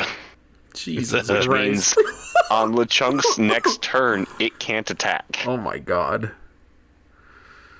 So it is now Ari's turn, or Ticklin's turn. I have a question. So if I bring a Pokemon out of the ball, can I use a move right away, or do I have to wait a turn? So because we are in initiative now, and if it turns into something where you would attempt to hurt and influence the battle, it would have to wait a turn. Switching out in mid-battle, unless your Pokemon faints, counts as an action. But okay, that's fine. What about a Silicobra on the field? He can use a Silicobra, technically. They've already altered the rules of the battle, so... Perfect. Hey, Gerald, I'm going to give you a little bit of breathing room. You know what to do, though. The next turn, you just keep this up. The hammer is still hot in my hand. I pull back Silicobra, and I bring out Witchy Woman. What's going on? Oh, my God. Don't worry, Gerald. She's just watching with me. What did I unleash? It's bad. Okay. It is Ari's turn. No, I want to bring out my bent lockpick and try to fix it. Okay, yeah. Go ahead and roll me a... let's see, what do we have? Go ahead and roll me an athletics. You're using strength to adjust. Yeah, pretty easy. You don't snap it. It does have a little chip in it towards the bottom, but it's not that you did that. It's like it did it when you were first using it. But it's good enough to use now. Snow Runt, you son of a bitch. Okay. Rumham. All right, Ari's turn. Here's a lockpick. All right. She said, so the poacher sent out a LeChonk, and now we got LeChonk and Phantom just attacking each other. It feels like a classic wild mess where even the enemy is causing problems for themselves. Yeah, it's weird. I don't know what's going on out here. I'm fully playing this up like me and Ari have no idea what the fuck is going on right now. You guys are doing good. I thought Tick was going to get involved in the battle. I had no idea he was going to go over there and threaten to beat the fuck out of the trainer. Both of you do see Tick with a hammer by freaking Gerald. Well, to be fair, to me, I see a giant rock in the way. So I saw Tick go over there, but I don't know what the fuck is happening. Ari might have a little observing over here, guys. I'm just watching. I'm cheering you on. Yeah, you're obstructed. Yeah. Ari can see Tick. She can't see Gerald. Yeah. So she can see Tick and a hammer. All right, this is Ari. It's getting wild with LeChonk now in play, but we're in a good position. Karen just knocked out Fletchling, and Phantom is still lurking around with that Leech Seed. Mainframe is fresh and ready to rock, and Karen can keep supporting. Since Phantom is still a problem, I think we need to focus on taking it down quickly. I'm going to have Mainframe use Struggle Bug on Phantom. It's a solid physical move that not only does decent damage, but also lowers Phantom's special attack, which is crucial because that's how it tries to do its big moves like Confuse Ray. Yeah, go ahead and, because it's a melee attack, correct? Yes, it is Struggle Bug. So you will have to get slightly closer, which isn't a big deal because it's right in front of you. Yep. Because it is... no, Struggle Bug actually has a 5-foot burst. Oh, nice. Okay. And I would like to point out, Mainframe's current HP is 18, and it does have the passive ability of Swarm, which is when you are below 20 HP, your bug attacks deal +4 damage. Gee, nice. So it's always doing that while it's level 1. I don't know if that was just an oversight from the creators or what, but... This is an interesting effect, just so you guys are aware. It matched the special defense. So, in D&D, the rule for matching somebody's armor class, or in this case, special defense, is meets it, beats it. Okay. So because That goes to the runner, huh? Because they matched defense with attack, it actually succeeds and does 9 points of damage plus 4. Hells yeah. 13 points of damage. And as it hits and this tiny little blip bug wiggles up and smacks it in the head, you see Phantom's eyes flicker and then go dim as the spirit in Phantom itself vaporizes and the That little stump rat ghost just plumps down on the ground. And Phantom faints. Hells yeah. Don't have any bright ideas, Gerald. Okay, that means it's Augie's turn. Perfection. So now my question for you, if he has more Pokemon, does he send them out now before I move like you would in a normal Pokemon battle? Oh, he would. Okay, but he's out of Pokemon. As far as you can see. Okay. Oh yeah, because he would send it out back here, I guess. Yes. This Lechonk is about to get psychicked in the face. Roll me that beautiful. You send him anywhere? Like, if we were in a volcano, you could throw him into a volcano? I mean, I could probably try. Yeah. I thought about lifting this pig 30 feet straight into the air and letting go of it. You on top of the spire? I thought about it, but I don't think he deserves that. I'm just trying to knock. How pointy is the rock spire? They're not that pointy. I mean, some of them are, but those ones are probably a little bit further in the forest. All right, this is my quick roll for psychic. Oh, baby! Plus the 8 again? Plus 8 again? Also using the psychic attack. Yeah, you definitely hit his special defense, and you did 24. You said plus 8 while in the circle. Yes. Can we just make that so it's turns equal minutes? I mean, minutes equal turns. Yeah, we can. That's fine. Okay, just so that's easier, because this will be the last turn it's active once... That's okay, because you annihilated this pig's brain. Nice. As it, its eyes flicker, go white, and then it just falls backwards, so its feet are straight up, and Lechonk faints. Karen's a badass, dog.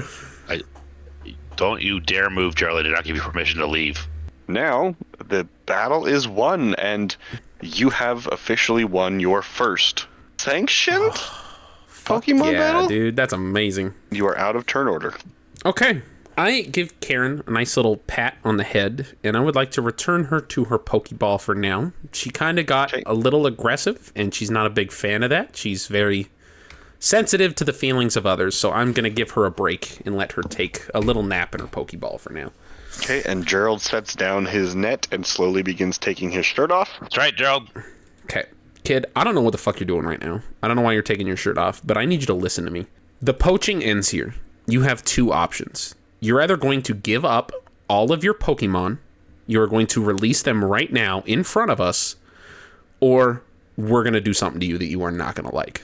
I can talk to him, and you guys can go rest from your fight. I can talk to him. He hands the shirt to Ticklin. Thank you. What the fuck is going on? Don't worry about it. It was a bet. I won the bet. Oh, you bet on us? Yeah, I bet you that you would win. That's sick, dog. Right, Gerald? Yeah, yes. See, I won. I won the bet. Hell yeah. My Pokemon need help. No. Okay, listen. They're fainted. You're a poacher. I got this, guys. You can go take a nap. Go back to the camp. I got this. I'm rested. I'm well. I got water, and I'll bring out Milky Dog for you in a minute. If y'all want to just head back to the camp, I'll talk to Gerald here. We'll get this poaching thing figured out. Okay. He's gonna break the net in front of us. Do me a favor. My first day. Hold on. Do me a favor. Just make sure he either changes his ways and you're sure of it, or he does not have his Pokemon anymore. Because if he's poaching these Pokemon, I do not want him to have them. No problem. And also for you, sir, you just lost the sanctioned Pokemon battle. That means you need to give us spoils of war. So what is mine and Ari's reward? Thanks. You're and break your net. He puts his net down and snaps it in half. Thank you. I don't have a lot. Maybe I have my.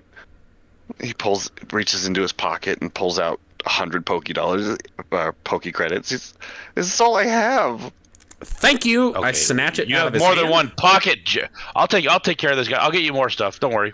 Okay. I'll talk to him. Well, me and I'll talk to Ari him. split the 100 into 50. So I add 50 to Ari's credits, and I add 50 to mine. All right, Ari, we won the battle. Tick is going to have a little chat with the poacher, try to get him to change his ways. I'm actually going to head north of where we're at right now. I see what looks like something on the ground over there, something shiny. It could be a cool Pokemon, or it might be an item. So I'm going to go check that out. What would you like to do while we're doing this? Nice. Jesus. Tick is going to have a good old change your ways chat with the poacher. No, he's We'll not. have to check out that shiny object. This is shaping up to be a good moment for some discoveries. Okay. While you're heading north, Jesus. I think I'll stay behind for a bit and analyze the area around us. With Karen and Wispin both at the ready, I can focus on collecting some data on the local wildlife and Pokemon behavior. Maybe I'll find a little extra something to help us in the future. Wild Pokemon interactions or hidden treasures. So it looks like she's just going to kind of chill back here. Kind of take stock of shit going on. Go ahead and we'll have everybody kind of hang out where they are for the moment, and we'll jump to Tick and his conversation. Perfect. Yep. Gerald, what did I tell you? You had one chance. You had one chance, and you did not. You did not do what I asked. You moved, first of all. I didn't tell you to move. I said, give me the shirt. You wanted my shirt. You made me look like an asshole in front of my friends. Here's what's going to happen now, Gerald. Give me everything. Give me all your money. It's all I had. No, you're a liar. I see you probably got more than one pocket. You got shoes. What's in your pockets? That's wild. All right, here's what's happening now. Here's what's happening now, Gerald. Both of his pockets. Okay, give me your left hand. I'm going to smash his left hand with my hammer. Oh my god. You're out of sight. You walk away. This is just me reacting as a person. This is great. Roll me an attack roll. Attack roll. So you go to hit, and as you're literally swinging the hammer down, Gerald runs for it. Okay, I cast with Miss Magius. I cast Confuse Ray. Okay, roll. Oh my god. Confuse Ray. Roll what? Roll Confuse Ray. You should be able to quick roll Confuse Ray. Oh, yep. Yep. Oh, side beam. I meant. Quick roll. Okay. Yep. Oh yeah. Oh my god. Perfect. As you hit with this ability, it blasts Gerald in the head, and he just kind of stops as he was sprinting away. So the first thing I do is I'm going to hit his left hand with my hammer. So you get up to Gerald, and he's literally got this glob of drool just going down his chin. Okay. Go ahead and roll me an attack roll with advantage, which means you roll twice and take the higher. Oh Fuck. god. One more. There we go. Oh, 21. thank god. All right. You literally smash his left hand, and there's no reaction from his stupefied self. So I'm going to put away Witchy Woman. I'm going to put away my hammer. Fuck me. Jesus Christ. Sir, are you okay? Oh my god. You fell down or something. Your hand's destroyed. Are you all right? You kind of shake him loose a little bit, and he looks down as you're yelling about his hand. He starts screaming wildly about his hand. Sir, no, it's okay. I'm here to help you. This is so fun. Sir, you need to get to the. I will direct you to the doctor. He takes your directions and just books it. But yeah, perfect. I'm a hero. Oh my Gerald god. is gone. All right. I will head back to meet up with my friends. Okay. Auggie, Yep. roll me a D100. Oh hell yeah. I'm about to get a 98 in this bitch. Oh. I've rolled the 98 plus 2 is 100. That was my confusion. Yeah. Nice. Yeah. Hey guys, Gerald's not going to poach anymore. Oh, that's cool. Good job, man. Yeah, he said he's not going to do it anymore, and he went home to tell his mom and be with them now and become like a dentist or something. Nice. A Dennis the Menace? a dentist, a menace, a dentist, or he's gonna be like a mailman, a civil servant, really, to help people. Nice. Pushing through the tall grass, a Pokemon falls from the tree and lands in front of you. Oh God, so big. Okay. As a wild Pokemon is encountered. Oh my God. A Pineco, falls in front of you. Oh my God. And just kind of wobbles there for a second. It does look aggressive. It's got angry eyes. Hell yeah, it has angry eyes. I fucking hate angry eyes. Watch out, brother! Shit falling from the trees, bro. Look out! God damn it! So I will need a speed roll from you, please. 7 and 11. We're going for tacos. You officially get to respond first compared to the Pineco. You can either attempt to attack it and try and weaken it to catch it. You can attempt just to kill it. Well, what is it to catch it with his fucking hat? I don't have Pokeballs. That's true. No Pokeballs yet. Can I catch it with my hands? No, you have no hands. I got a snake, bro. I can wrap him up for you. You have been encountered by the Pineco. So my question to you, this is a bug type. It is. Is this weak to my flying type? Wouldn't know right off the bat. Okay. Well, I am wing attacking the dick out of this bitch. You're wing attacking? Oh, yeah. FRUCK. Hey, I put FRUCK out in battle. Me and FRUCK about to party in his house. Yeah, I tried to do battle or music, but it's just obnoxious. So, the attacking type, being you, is flying. You get a +1 to your attack rolls and damage rolls against bug type. I can, so in that, I can actually, should I just put super effective for this? Because there's neutrals. Okay, sweet. Yep. Perfect. Temp damage bonus. Do I put anything there or no? Nope, because you're attacking as super effective. Temp accuracy bonus? No, correct? Nope. No. Okay. Baby, let's fucking go! Nice. Okay. I didn't tell Gerald my name. You jump down. You did not. You jump in and send FRUCK immediately forward into this attacking Pineco, and it hammers into him as pieces of the Pinecone itself come flying off of it and scatter into the ground. It's not knocked out, but it is very hurt. Huh. Pieces came off of him? Yeah, he chunked him. Murdered this thing. Oh my God. That's incredible. Just put it in your pocket. All right. Yeah, I physically, I pull out my camera and I take a picture. Take a picture of FRUCK beating the hell out of this pine Oh cone. yeah, FRUCK is pining the fuck out of this cone, dude. All right. It is the Pineco's turn. It is going to attempt to...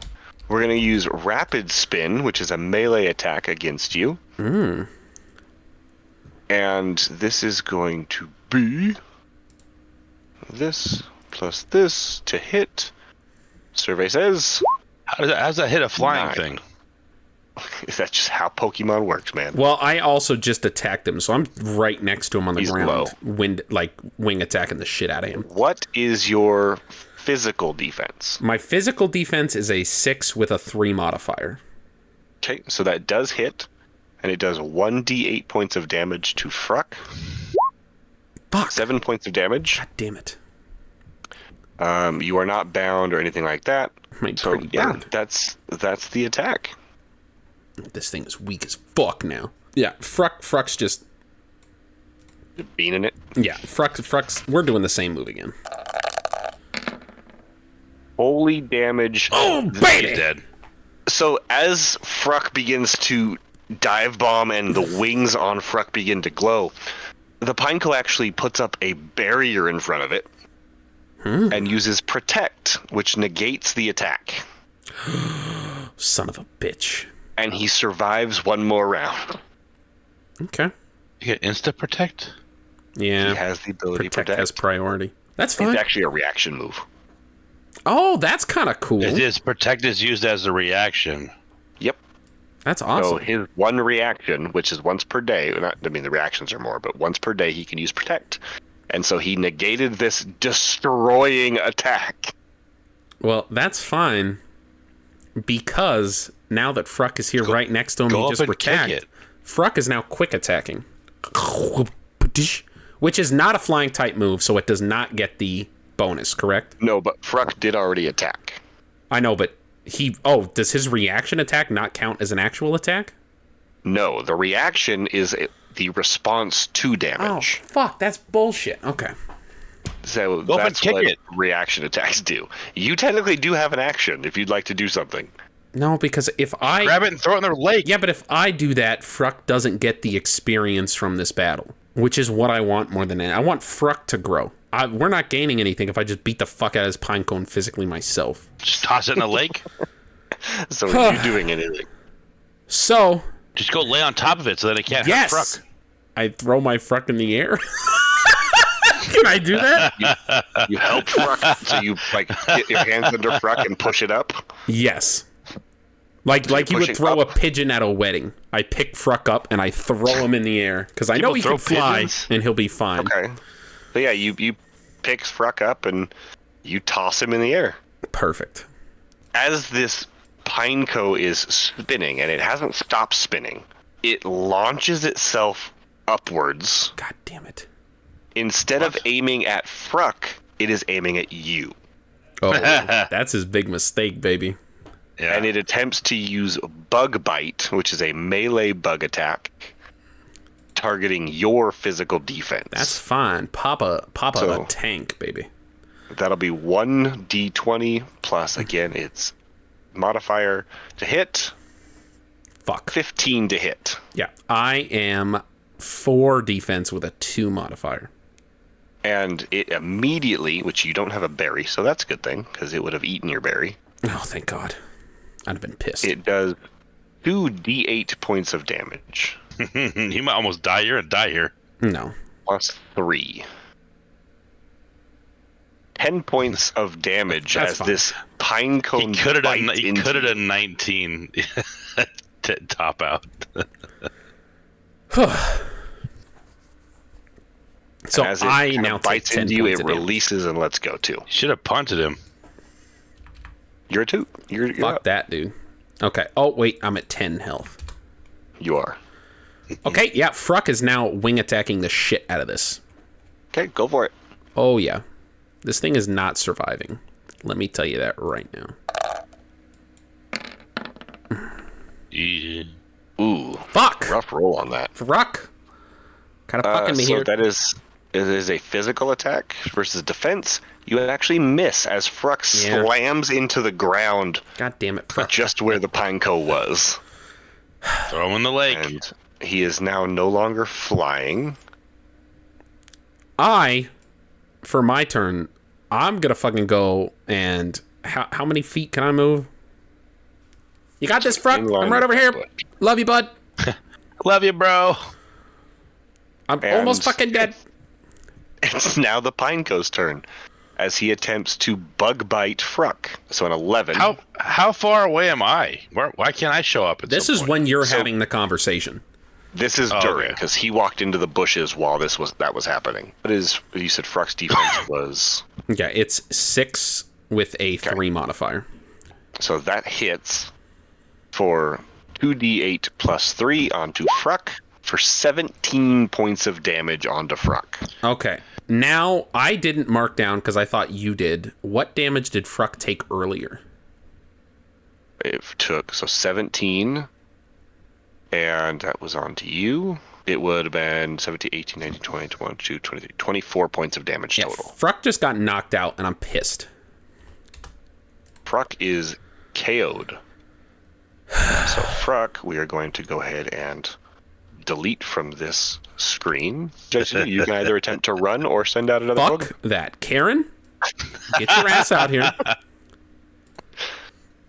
That is fucking ridiculous. Karen? Your turn. This thing has literally nothing right now. So does Karen... If I wanted to heal Karen, I would have to use I mean, I could from my bag right now. Pokemon Center, a potion, or the milk. Okay, which you already used on Drifloon. Yeah. Karen's about to yeet this thing to the fucking sky, and I'm really considering it. I think Karen's just going to use Disarming Voice. Okay, and beat it in the face. Yeah. There you go. Okay, well, you cannot miss because this has a lower special defense than 15. And so you do 18 points of fairy damage. You're goddamn right, as this Pineco starts to vibrate from this voice and then shatters. What? There you go, bro. Good job. And the Pineco faints and is no more. Good job, Karen. And we are zooming back over. You are able to make it to what looks to be a shiny item in the ground. On the ground. Yeah, I'm picking that dick up. Okay, you find a potion. You found a dick, bro. Found a dick, bro. A potion dick. All right, well, I pick up the potion. Pick and Ari, are they running through the grass like they are on the map? I don't know what Tick's doing. I don't know. I'm just kind of floating. You moseying through, getting closer? Yeah. Roll me a D100 Tick. Okay. Nothing just yet. You're able to make it pretty far into where Auggie was without encountering anything. That's good, 'cause I have a secret that these fucking boys don't want to mess with. Ari, please roll me a D100. 44. Ari. What'd you get? Apom? Ari runs into a Bonsley. Oh. All right, we've got a Bonsley on our hands. This is actually a great opportunity. Given Mainframe's HP situation and the fact that it's a rock type, I think it's best to send out Mainframe. It's got the physical power to handle this. We can go with Struggle Bug right away. That'll hit Bonsley pretty well while also lowering its special attack. Bonsley doesn't really have many special moves, so this can put us in a great position. It also keeps Mainframe in the fight without needing to worry too much about being knocked out. All right. So she wants to lower his special attack, even though it doesn't have special attack. It doesn't have special moves. That's amazing. 21. Jesus Bonsley Christ. goes first. All right. Okay. Is going to take a couple steps forward because it has a 5-foot movement, so it takes 1 step forward. Nice.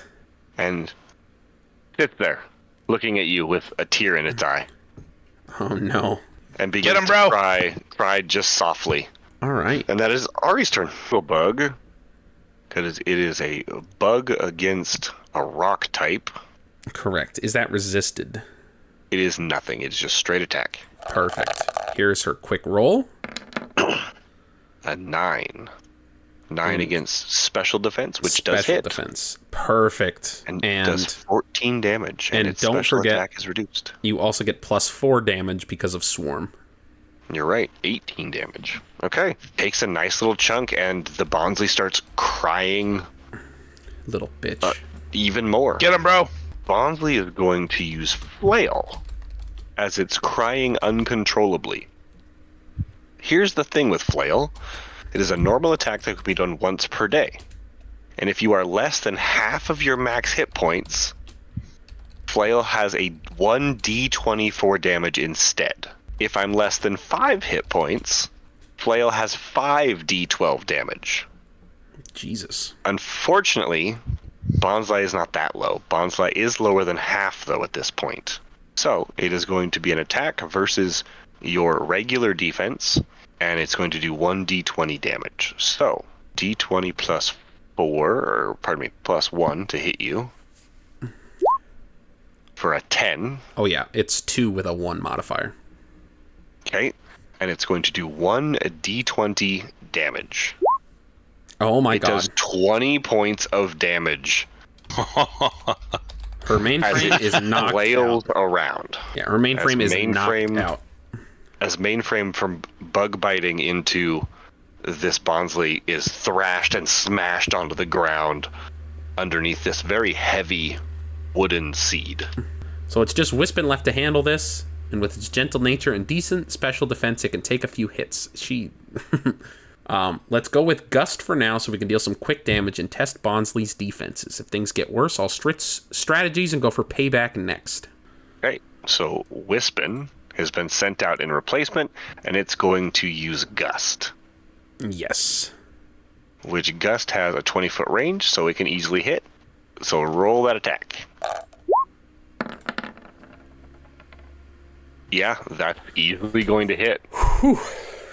And with a 16, the crying baby goes silent and slumps over, knocked out. Plenty of HP attack. Damn. Perfection. Jesus Christ. These wild battles are fucking ruthless. Well, to be fair, Bonsly was like, yeah, I'm half hit points. I'm going to hit you harder. Yeah, but goddamn my FRUCK went down. I knocked that thing out. It had like 2 HP left. And then it fucking knocked out my goddamn thing after protecting itself. Yes, Wisp knocked it out. She's pumped. Can I pick up the shiny object? Oh, yeah. Can I pick up the potion? There's a potion. Yep. Perfect. FRUCK needs a revive, correct? You do need to be revived, rest at home, or head to the Pokemon Center. Okay. FRUCK. Is potion water or an actual potion? No, it's a potion. I am actually going to drink the potion water, which heals my health back up to full, correct? That I don't need to keep track of the empty potion water bottle. That pretty much just disappears, right? Yep. Just like a game, you figure you use it, you toss it. That is great. I want to get the fuck back over here. Me and Karen are going to make a beeline back towards this main area where there's no goddamn grass. Hey, Dick, what you doing? Get this ball. Well, oh, you already got it. It was a potion. Yeah, that was the ball here. That's what I picked up, bro. Are we assuming these trees are like a clump of trees, or is that one tree? It is a set of trees. Are you talking? So I can't like see through and go, oh, look, I can see right through that one. I mean, you can kind of see, but it's very... Imagine like edges that are hard to see through. So can I use my saw to chop through? You can definitely attempt to. Where would you like to attempt to saw through? I will show you with a slime attack. Or you can just hold your left click and ping it. No, it's fine. I'll show you with the slime attack.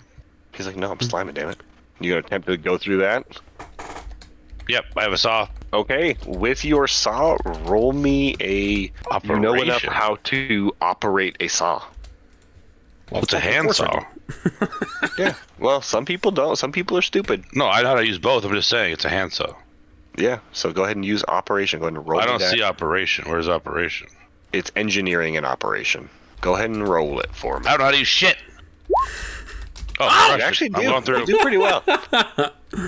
It will take you about 5 minutes to get through that tree. Auggie has gone the other direction. Okay. What is Ari doing at this current moment? I am asking her right now. Also, Tick, while you're doing so, roll me a D100. Okay, Ari is coming with me. Tick's just mid-chop and something falls out of the tree behind him. Oh, it's so good. No! Oh, it's so good. Yep, this is phenomenal. Obviously, this is not exactly what's happening, but please place yourself over here. As you're chopping down this tree and working rather well at it, you don't seem to notice until a small monkey-like creature begins banging on your head lightly with a stick, with a huge smile on its face. Oh, it's smiling? So it's not agitated? No, it's just hopped down and it's kind of got this laughing look on its face as it's bonking you on the head. Befriend. Non-agitated wild Pokemon within 25 feet becomes helpful. Remain under your guidance until the helpful Pokemon is hit by an attack, severely distracted, or has helped you in a significant manner. Okay, it will work, yeah. You do not get a list of skills, so you have no information. It's just a wild Pokemon doing what it does. Yep. It's still banging on your head, and it's just doing damage to my head. It is not. Okay, wait. So we can go back to that screen real quick. So we're not in a fighting mode right now, right? Not with how you reacted. I'm gonna bring out every single Pokemon I have. And I'm gonna hit him with every attack from each one of them. Okay, I would like you to specifically go through and roll one attack that you're going to. We're just gonna go. We're just gonna leave for right now. We're just gonna have him. He's playing drums on my head. It's fine. Because that's okay. Let's go back to San. God damn it! Look how many. Come on, little buddy. If you would delete your damn tokens, he's got a pile of tokens off in the darkness. Where are they at? Okay, so you have this small, and you have a Pokédex, so you have this small Grookey that is just playing the bongos on your head. It is a Grookey, Grookey. Okay, just let me know when I cut to the. Yeah. Auggie and Ari, what are you guys doing as Ticklin is nowhere to be seen? We actually head back into town together real quick. Okay. Do me a favor. Yes. Hold on one moment. While you guys are getting your bearings and getting ready to head back to town, for the sake of what's going to be occurring, we're going to jump back over to Ticklin. Okay. Is the tree down? Ticklin, as you're sawing away at this tree, you're kind of sitting there going, and the Grookey that is banging on your head sees what you're doing, hops off, and starts banging at the other side of where the tree is that you're sawing at. He's helping. Just hitting it with this stick, because it unfortunately has nothing else. It does. What if I just yelled, sit! Hey! Jesus. Grookey looks at you, looks back at the tree, and hits Scratch on the tree, and these claws pop out, and it slashes through him, and cuts through the rest of the tree. As Auggie and Ari, you both hear this tree crack and then slam onto the ground. Jesus and Christ. The Grookey looks at you, smiles, puts the stick in its hair, and jumps into one of the trees. Sweet. Good dog. Also, if you could, Auggie, will you please pull Stultus from the Hangout chat Oh, no. into the chat currently, please? Great. As you are both heading towards your prior hometown, a kid in What the a fuck? different set of clothing proceeds to run up and bumps what are you into wearing? both of you. As this, if you'd like to, at this point, Stultus, describe your character. Just the worst bratty type of Oh, you're lucky I'm not there, you little son of a bitch. just absolute spoiled brat. He runs directly into you and Ari and gives you this disgusted look like you're in his way. Oh, man. Listen here, you little bitch. You watch where you're going. You understand me? What the fuck did you just call me? Bro, we will 2v1 your ass into the ground. We are undefeated. I don't think you understand that. I don't think you quite understand how powerful I am. Oh, this sounds like a little bit of a challenge. Maybe it is. Ari, Are you throwing down? Ari, this little rich prick popped up and is trying to challenge us to a Pokemon battle. I am down to throw down with him. Would you like to throw down and beat the shit out of a rich kid with our Pokemon with me? Ticklin, while this is happening, you hear Yep. Auggie call this kid a bitch from the distance. Oh, okay. I come running down. So it'll take you just to the start of battle when everybody throws everything out, and Okay. then you will also roll to join the battle at the same time. But if do you I see wish. this? Do I see this? Do I see this shiny thing first before I go? What shiny? Oh, the thing Do I see north? this? No, not yet. Damn It's it. in the grass. Oh, yeah, Ari wants to fuck this guy up. Okay. All right, I'm on my way down. So if everybody will please hold on, we will transition to the battle. Let's fucking go. Please, at the Oh my same God. time, Tick, I'm just going to put you south for the time being because you're not quite here just yet. Okay. Please, Auggie and Ari, place yourselves here. Oh, yeah. And Is if this sanctioned? and this Yes. is not a sanctioned Ow! battle. Sweet. If my mystery child would please place himself here, just to give you guys a visual, that is the child you're looking at. Great. Oh yeah. Gross. As you throw out your two Pokemon, I will allow the child to throw out one of his, whichever Oh. he so wishes. You guys aren't gonna like this one. It's a hard hitter. I don't like you anyways. Your hair is bullshit. And you can throw What the the fuck same did you say about my hair? process with Pokemon, drag and Yeah. drop. As Oh, my God. this is that? very large Pokemon is sent out and kind of looks at you aggressively, but then also looks back towards the child aggressively. Oh, perfect. Oh, my If- God. Everyone would please open their character sheet, and I'm going to describe it this way for the newer kid, and roll your speed check. Okay, so Auggie, Yes. you got a 12. Yes. Ari got an 8. Our spoiled brat got an 11. And Ticklin got a 20. So, this is the order of operations. Ticklin, if you would like, you can run in here and send a Pokemon out. That is not going to count as part of your action, because you saw as you were running in that your friends were in trouble with an actual random battle. Or you can do whatever you want, frankly. But sending a Pokemon will not count as your action. Okay, so I want to run 30 feet north. Okay, so right next to that flower patch. I'm going to yell, bro, what happened? Who'd you call a bitch? This fucking kid over here has a goddamn Garchomp. It's a crazy fucking powerful Pokemon. He can't. We were just trying to head back and fucking heal, bro. We were just trying to head back and heal. Fucking FRUCK is knocked out. Goddamn, what happened to FRUCK? Knocked out. FRUCK there was 35 lizards popped out of the grass and gangbanged FRUCK. It was awful. Honestly, FRUCK sounds like a terrible name for a Pokemon. Fuck yo, this is a team meeting. Who's that? I can't see anybody or hear them. There's a rich prick over there. Okay. I'll go around. Okay. Hey. Statement. Yeah. Be careful, bro. Do you need to borrow one of my Pokemon? No. Karen doesn't like bullies. Yeah, that's good. I love this. Karen. All right. I'm not gonna bring out a Pokemon. Actually, yes, I will bring out. I'm gonna bring out Hansy. Okay. So you send out Hansy. That does not count as your action. If you would like, you can use your action to move again. Oh, yes. Okay, perfect. Okay. So you have sent out Silicobra, Hansy, and you have used your action to essentially double move, which changes it now to Augie's turn. Oh, Jesus, cat shit. Oh.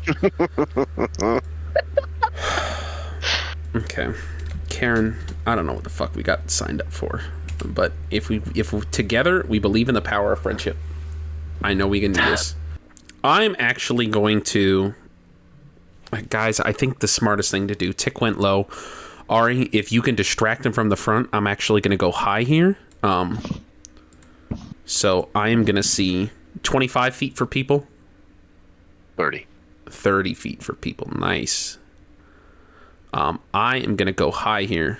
And I am going to move there, and Karen has the moving distance to be able to move 45 feet. So I actually want Karen. Karen's going to move to right up there, pretty damn close to me. And I am actually going to use my potion to heal Karen back to full health. Okay. Karen accepts the potion and is re-healed. Thank God. So your action was to administer the potion? Yes, and that I end my turn. Okay, it is our spoiled rich kid's turn. What would you like to do? I stole this shirt from a preteen. What are you talking about? That explains your issue. Your skill for the Pokemon can be used at any point. Let's move my Garchomp closer to Auggie. Okay. Garchomp, go get the weird-looking one over in the top. So, as he commands this Garchomp, it looks back at him, gives like this discerning... He doesn't think I'm weird, bro. And instead of going his full movement, Garchomp walks about there and stops. Perfect. Garchomp, the fuck are you doing? Just looks back again and gives a nostril flare and just stares in the direction of Auggie. It is now Ari's turn. Okay, Ari, we all move to separate locations. Tick is trying to move up from the bottom. We don't know if he's going for an attack or not because he's Tick. You are staring straight down the field where it looks like the Garchomp is heading up north, where I am currently at with Karen. What would you like your move to be? All right, we've got a Garchomp heading up north, and Karen is already in position with you. This is intense. I can feel the tension building up. Here's the plan. I'm moving closer, so I'm in attack range for the next turn. Even though I'm risking getting hit this round, we need Wispin to be in position for a big move once the moment is right. I'd rather be able to strike fast with Gust or Ominous Wind than wait and risk losing our opportunity. I'm trusting Wispin's speed and evasion to avoid too much damage, especially if Karen can help mitigate some of it. This is all about timing, and I'm ready to take the shot when the Garchomp comes within range. Real quick, before we do that, I have a question for you. I have the improved attacks ability for class features, which I don't know if we have already incorporated in the sheets, and I wanted to make sure we do. So it says, whenever your Pokemon hits an attack, they deal additional damage equal to your attack or special attack modifier, depending on which attack or special attack modifier your Pokemon is adding to their attack, respectively. Honestly, I don't think we have been. Which honestly does not make a difference here. The only one it would have made a difference on, I think, would have been the Pineco, but Pineco had Sturdy as an ability anyways, so it does. Correct. I would not have one-hit KO'd him, even if I rolled that. But everybody else, I have one-hit KO'd every time I've attacked. Yeah. Everything else you were so right. It hasn't affected anything yet, but I just wanted to make sure to put it out there for... We just need to remember to add your modifier to it. Which, that is the lower number right below, correct? Right. For right now, both your modifiers are +2. Perfect. So every time I attack, I get a +2 modifier. So we want Ari's coming closer to you for 30. Perfect. And Drifloon is heading, where would you like, roughly? I think a little more up, so it's closer to, yeah. Like there? Okay. So that's 35. Technically, it could move up or either way. I think she'll want it. I mean, you can also just move 35. Yeah, I think she would do that. So it's not too far ahead, but it's also not too far behind. Okay. So what does this floaty thing think it's doing? Ari has positioned itself. Who's talking? It sounded like a bitch. Technically, you can see him from here. Okay. So you know he is. So either you're just stupid or you're blind. It is Auggie, or pardon me, it is Ticklin's turn at that point. Okay, so Silicobra will use the skill Burrow to go underground. Right. Can you move more? It says moves through Earth easily. Yep, so you can still move. You just burrow in the ground. Same distance as my speed or more? Same distance. Fuck, okay. It means you're not hindered by being underground. And, yep, that's my turn. So, Auggie, you're up. Do you like a marker on Silicobra so you can't see him? Yeah, we'll do this. Ari also wanted to... I forgot to tell her she has character actions. She said she wants to use a potion on her Wispin. Does she have a potion? She has 2 potions, 2 potion waters, Pokeball Smith kit, yes. We can say use that last turn. Perfect. I'm also going to yell, oh man, I'm probably in trouble. I got rid of my Pokemon. The hell does Pokemon go? Nice. Perfect. So now it's my turn? Yep. All right. My girl's got some range. I want to move my character to be about there. Okay. Karen is going to advance. Can you get the ruler? Yes, 45 feet. Karen is going to go right here. Perfection. All right. Karen is going to use her passive Psychic Surge. So she gets her 30-foot psychic radius here. I'm getting my damn doodle pad. Hold on. I know. I'm just narrating for the audience. Perfection. And we are going to use Psychic. Okay. And who are you targeting with Psychic? Is it Garchomp? Oh, fuck yeah, bud. Let's knock this thing to Kingdom Come. Okay. And if I remember correctly, that's a +8 to damage with this attack. That is correct. +2, so +10 to damage total. That's my baby girl. So this is the way this works for our newery. The special defense of your Pokemon is what he's trying to hit. It's Garchomp's special defense. Looks like a 9, so it does hit, and it does a total of 36 points of damage. So 36 points of damage onto Garchomp. I'm going to go ahead and just make a note of that. And that is... You okay, little guy? Holy shit. Okay, that is Karen's turn. And you already know what your boy's got to do. Your boy's taking a picture of Karen kicking some ass. That's what your boy's doing. I got my little photography kit. Oh, fuck yeah, bud. Why are you pulling out a camera? That was nothing special. You just wait till you see what Garchomp can do. That camera was a good buy, bro. Thanks, bro. Okay, so you take your camera out and you take a picture. Perfect. It is now our new person's turn. Have the Garchomp move closer to Karen. And... You got this, Karen. You're my hero. Within melee range. Right? Oh, Karen. Karen, I love you. So, after the psychic hits, Garchomp stares straight over at Karen. Karen, I love you so much, and Karen. moves straight over. You got this, Karen. Garchomp, just do your strongest attack at the guy. I don't care. Just do whatever's strongest. Nice. Karen! You see the eyes in this Garchomp flare. Oh, God, Karen. And this almost purplish smoke start to beam out of its mouth as it reaches up and slams into Karen. Oh, no. For 27 points of damage as Dragon Rush just pummels poor Karen. And Karen, if she has any hit points left... Oh, she does. Yeah, Karen is 42 HP. Karen is stunned, which means her next turn is skipped. You still have a turn at that point, Auggie, just not Karen. As the Garchomp then, because it was 15 feet away, begins walking backwards. There's 30... Like a moonwalk? We're going to go there. Not moonwalk, no, but it does move backwards towards the trainer in question. At that point, Ari. Well, you can use some things for non-RP, but... You absolutely can. Even what you did to that poor trainer earlier is still technically an RP thing. I saved his life. You did something. Jesus Christ. I gave him directions to the hospital. What's the name of this trainer?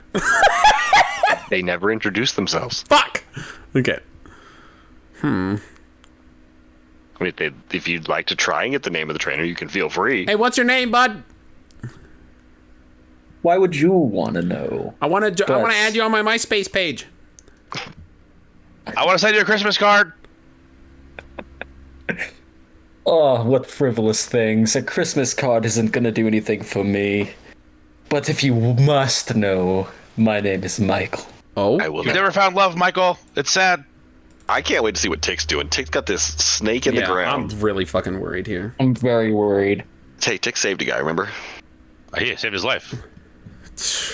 You're right. I think I need a little more context than that. So that's off the table for today. With the stat You can boost watch that still in 7 active from days. before, I'm feeling pretty confident. Given that Garchomp is pretty strong, I'm thinking we should go with payback. If Garchomp attacks Wispin first, So she goes for payback. Right, so in this case, you would have to wait until you get hit because payback has not been used. Because I believe it's when attacked, which is okay. Well, you it still says need to move into range anyway. No, it says she can use it, but if you were attacked this round, use this dice for damage 3d12, instead. okay. So it's a damage boost. Yeah, okay, you're good. So you just have to get closer to be able to use it because it's a melee attack. Okay. As long as it's d8s, which it is. Oh my So god. a 20 okay. versus defense. So it does hit because Garchomp's Hell defense yeah. is a 9 for 15 points of damage. Do I still even have health? Oh yeah, okay. As you essentially slam into this Garchomp, and it goes from looking towards the trainer now known as Michael, and glares immediately back at you, Probably should let and it then go. Drifloom At me or at Ari? at Ari, Thank God. and then Drifloom. Okay. And that would be Ari's turn. Perfection. So Ticklin, you're up. All right, I'm going to move Hansy closer. Okay, right above the bush. Hansy's I'm going to only move got myself 25 behind this rock here and say, hey! I think I'm yelling at the Garchomp. You're a little bitch! He's just Come over glaring here. over at you. And I pull out my telescoping mirror, and I lay behind the rock, and I just look through the mirror behind the rock, from behind the rock. You're such a creeper. What does this fool think he's doing? And where did his Pokemon go? I don't have one, you can't see me!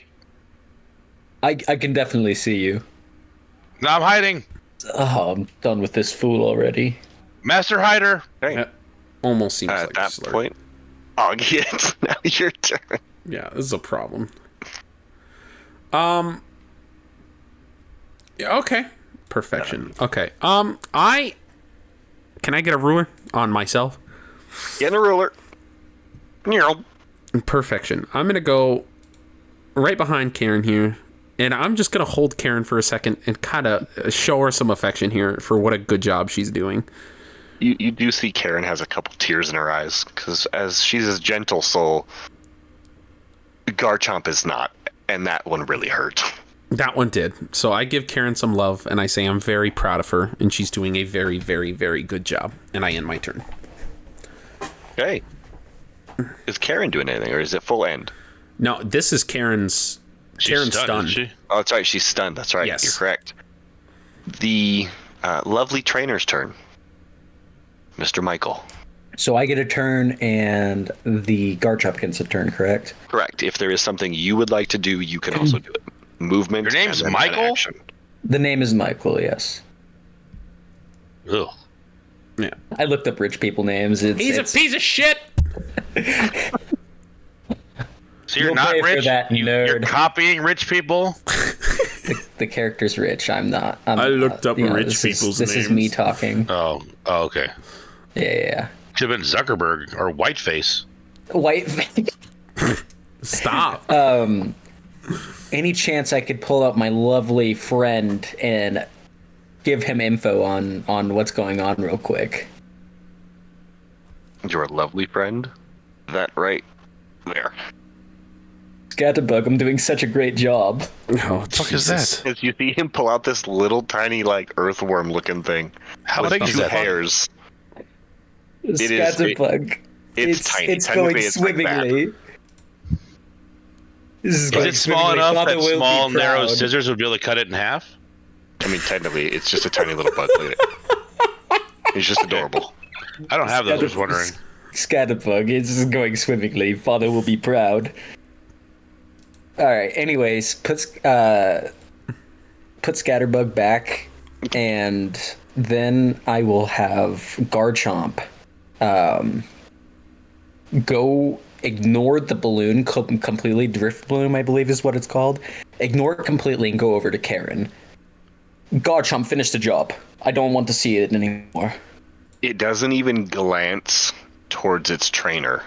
Its eyes are fixed on this Drifloon that just attacked it. Oh. And it proceeds to snarl and turn and attack the Drifloon.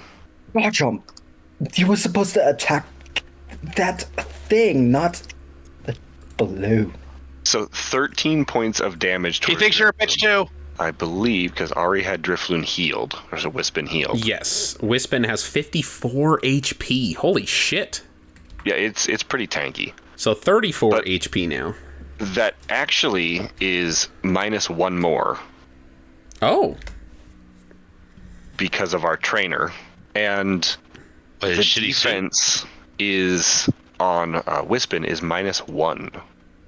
So his +1 stat change drops to a -1. Are you changing that so I don't have to? Yep, already changed. Great. So I don't have to worry about anything? Because I just knocked 20 health off, and then you started saying a bunch of other stuff, so I don't know what I'm supposed to do. You're good on the hit points. You're fine there. I have Okay. changed the temporary stat change. Then, as Garchomp bites onto this Drifloon, it also picks a rock, a rather small rock. It's probably just something that would fit just in the center of your hand if a person were to pick it up. Are we And gonna skip it across the lake? That's fun. and flings it at the trainer, Michael. Oh. As it does, Michael, it's against your physical defense. Dang, so I got attacked too? It threw a rock backwards in your direction, and it hits you in the head for a single point of damage. Was that Garchomp that did that? Yeah. It was. Garchomp, you prick. What did you do? Single point. That hurt, Garchomp. I'm telling father. And it is still focused on this Drifloon. That is his turn. So Your father hates Ari, you. Jesus Christ. That one cut a little bit, Michael. Father does not hate me. father loves me. Oh, I got him.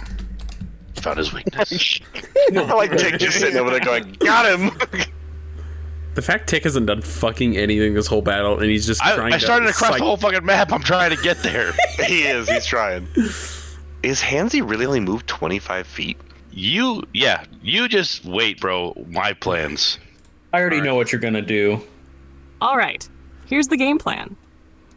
Given that Wispin is still hanging in there with 34 HP, and Garchomp is already pretty hurt, I say we go all in with Payback again. We're going all in with Payback again. Okay, so go ahead and roll Payback, but this time, if it hits, we'll be rolling 3d12. Okay. Is that something I change? So we're gonna end up just rolling it normal. Okay. And we will adjust the dice when it does so. So that does hit. Oh my god. Okay. But instead, we're gonna ignore that damage. Okay. And if you would roll 3d12. Perfection. D12. 3 of them. Here we go. 21? It's actually 24 total because you had your modifier of +3, which, as it is holding this Drifloon in its mouth from just getting smacked by its little like tentacle wisps, Garchomp's eyes flash and then go white as Garchomp releases Drifloon and lands on the floor. Garchomp. Oh my god. You were useless. I will now allow our trainer to send out one more Pokemon as he withdraws Garchomp. Imbecile, you will be punished. The only one you can't send out is Garchomp. God, I don't know which ball is which. Throw it this one. He throws out a random Pokeball. Oh my god. The fuck is that? Summons from your Pokédex a Hungry Hippo? Feraligatr. Feraligatr. Hungry Hippo's wild, Tick. And it is... it was Ari's turn for that one. Ticklin, you're up. I'm going to move 25. I can get there. You can reach everything. Okay, I'm going to go underneath Michael, Boy Toy here. Boy Toy. And I'm going to use ground manipulation. Oh. And make the deepest fucking hole I can make. Okay, so it is a 5 foot by 5 foot square that it can do. I did look it up. That's all it can go? That is all it can go at a time. You can do it sequentially, but it will take the turns during combat. But you see the ground, if this is still what you want to do. Hold on. I can go next to this fucking guy? Yeah, you have full reach of each of them. Okay, I'm going to cast Wrap. Okay, so go ahead and roll your Wrap. Boom, 4 turns. Because I believe it doesn't have to do anything, it just wraps it. Yeah, he's wrapped for 4 turns. So you still have to roll to hit against defense. Unfortunately, as you come out of the ground attempting to wrap Feraligatr, he pushes you back down slightly onto the ground. No damage for anyone, but he is not wrapped, unfortunately. God damn it. Your pathetic Pokemon couldn't do anything. Feraligatr, maybe you're okay after all. What have you done, bitch? Don't call me a bitch. Your Pokemon's pathetic. You don't even know where I'm at. You don't even know who you're talking to. You're behind a rock, you dimwit. You can't see me. I can see you. So good. I'm hiding perfectly. Yeah. Unless Tick, you would like to do anything yourself. Yes, I move to the bigger rock. Right? Yeah, that checks out. Super sleuthing behind the bigger rock. Aug, you're up. I can see Karen is no longer stunned. Okay, Can't see shit. But she's not doing too good, is she? Can I get a ruler on screen? Karen is going to move with me. That's 20. So Karen can still move some. I will call my turn there. Okay, Michael. God, that's not Garchomp anymore. Feraligatr, just decimate this stupid Pokemon for attacking you. Feraligatr He didn't say which one. Feraligatr bends over and picks up, or attempts to pick up, Silicobra. It will be an attack roll versus Silicobra's defense. So just roll the stat modifier. That is Ticklin for the defense, and Feraligatr's attack modifier. Fuck. He picks up the Silicobra, chucks it back towards where Ticklin is, right there. No damage done to Silicobra, but it then steps down and sits in front of Michael. And just Nice throw, bud. Michael, do you have anything you want to do? That's Feraligatr's turn. Pull out my friend again. I need to talk to him. This isn't going well anymore. I'm very worried. Is there anything you think I should do? He just kind of looks at you and kind of shakes its head and looks back towards the direction you came. Either that, or it looks over towards the direction of forward in the forest to try and essentially leave. Oh, And then looks back at you again.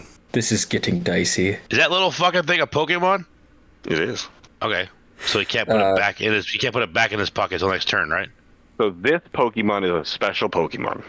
This is the only one who cannot battle, but he can be sent out and sent back. Sorry to interrupt. You're good. He is essentially a non-combatant Pokemon. Tick wants to cut it in half with a pair of scissors, is where he's getting it. Oh yeah, so badly, dude. I will take Scattlebug, whatever it's called, and put it back in my pocket. Scatterbug. Put it back in my pocket, and I will do my best to escape. So, as you all watch Michael pulling this bug out of his pocket, talking to it briefly, and then putting it back in his pocket, he starts Shit's to weird, bro. turn. It's not Are you weird, heading- you're weird. Are you heading towards the town you came from, or are you attempting to flee forward towards the new town? The new town.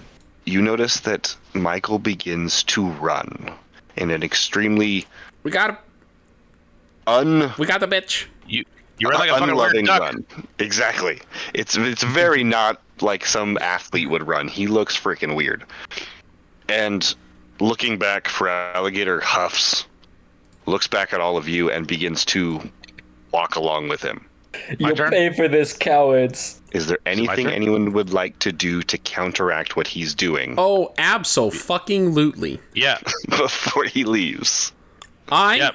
would like to move forward, and I would like Karen to try to use her telekinesis without Michael knowing, as he's trying to run in a panic and is distracted. I want her to try to remove one of the unused Pokeballs from his belt for his team members and see if she can swipe that without him noticing. Oh, fuck. Okay. Go ahead and attempt it. That will be a special attack roll, and there will be no counter roll. Okay, so how do I just roll her special attack? So same thing we did before. She's got this. 20. Solid. Fuck. But here's the thing. So you fire off this telekinetic blast from Karen, and it reaches a Pokeball, and it grabs it and disconnects it from the belt. Feraligatr withdraws into the Pokeball. And then the Pokeball stops in midair. It shakes briefly, opens, and the ball gets sent back to Michael as this extremely odd-looking Pikachu comes out and forces the telekinetic energy from Karen back down, and Karen is actually sent back into her Pokeball. If you'd like to try and do something, yes, as Augie's trying to understand what the fuck just happened. Am I still running? Hansy's gonna go underground. You are still leaving. Okay. So I still don't even know what's happening. You have no idea. Hansy's going underground. And he's gonna approach underneath and manipulate the ground 5 feet down. Okay, easy enough to do. Are you doing it on top of where Michael is? Oh, exactly where he's at this when I catch up to him. Okay. Michael, go ahead and make me a acrobatics check as you're running. Okay. So go into your character sheet and click on the word acrobatics, and it should roll for us. Okay, so he does take a step, and as the ground shifts, his foot gets caught, and he stumbles and begins to fall into the dirt. Oh, Painful and extremely embarrassing. damn you. I'm gonna hide it behind this rock. The Pokemon that asserted itself forward drags itself over to Michael and picks him up. And as it watch does where you're so, grabbing me. Perfect. As it does so, it looks at the ground that Hansy has shifted. What's Hansy's defense? Oh shit. 7. Hansy takes 17 points of damage Holy Christ. as what you now know as a Mimikyu, by Ari's eyes widening, has slapped the shit out of Hansy and proceeds to drag Michael away. Hold on. The actual route. Hold on. I'm updating Ari with what's going on right now. I want to see if she wants to make a move. Freak out. She is going to freak the fuck out. She thinks the battle's still happening. I told her Mimikyu's here, and she said, we'll worry about that in a minute. I want to fucking kill this Feraligatr. And I was like, well, hold on. Alligator dipped. Mimikyu, stop dragging me like that. You're getting my clothes all dirty. As long as this doesn't better go for 'em, they're south, shitty. As long as this You're doesn't go shitty. south, Michael escapes after this Middle-aged round. bastard. Ari is the only one left to act before his escape. Okay, she said she wants to try to build a Pokeball to catch the Mimikyu. Using her Pokeball Smith kit. She doesn't have a Smith kit. She doesn't have any apricorns that I know of, unless it gives her some. Don't But think it's going to take longer than the time it would be for them to flee to make it. Yeah, I think they get out of here. So, unfortunately, Ari starts sifting through her bag, trying to think, I can catch this Mimikyu real quick, realizing that there's no component to complete the final Pokeball, as Michael, and being again carried by this Mimikyu, flees off down the route further. I'll get you fuckers later. You'll pay. Father will be hearing about this. You're the one that's running. As Michael disappears further into the forest. That, unless we have some minor dialogue with our current characters, will be where we end the night, with Michael vanishing down the actual path, and all of you at this point figuring out what the hell just happened. Well, fuck you, motherfucker, because I still want to go back into town real quick. Yeah, we could do that. We need to go find that guy so we can save him. You can go save that guy if you want to. Don't forget you have a bicycle, so technically you could probably catch up with him. Motherfucker was on foot. Yep. My bike's named Bill. Let's do it. Okay. Okay, well, Who's now, going okay, to I town? need to, hold on. Fuck. Oh, Trying to figure out what the fuck's going on now. no. Oh. Here, I thought Stultus escaped. I might have This just shit's fucked up going another crazy. monitor, Tick. I can't hear you right now. I ripped my headphones out, but I might have fucked up another monitor. Game's all booted up. We are going, my babies. Let's. This can isn't open yet. That hurt. And it messed up my top knot. This is ridiculous. All right, Amanda.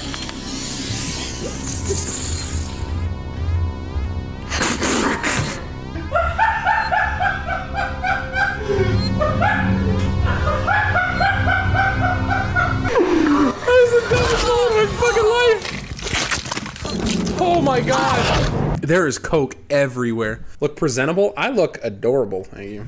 Amanda, I'm sticky for you. Did you spit That take? was a full bore spit. Bro had a mouthful of Coke Zero, and you were like, my bike's name's Bill. Let's do it.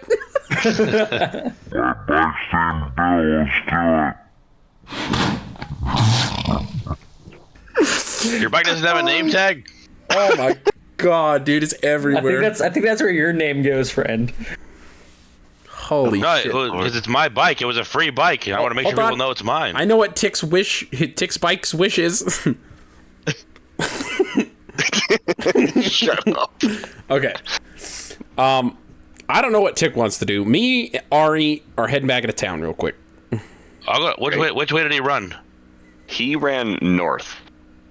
North. Bro, your shortcut. You cut the tree down. The one thing I will say No, you're good. Never mind. Yeah, I'm gonna go up here and see if I can find him. Right. So you head off north in an attempt to catch up with the prior trainer, Michael.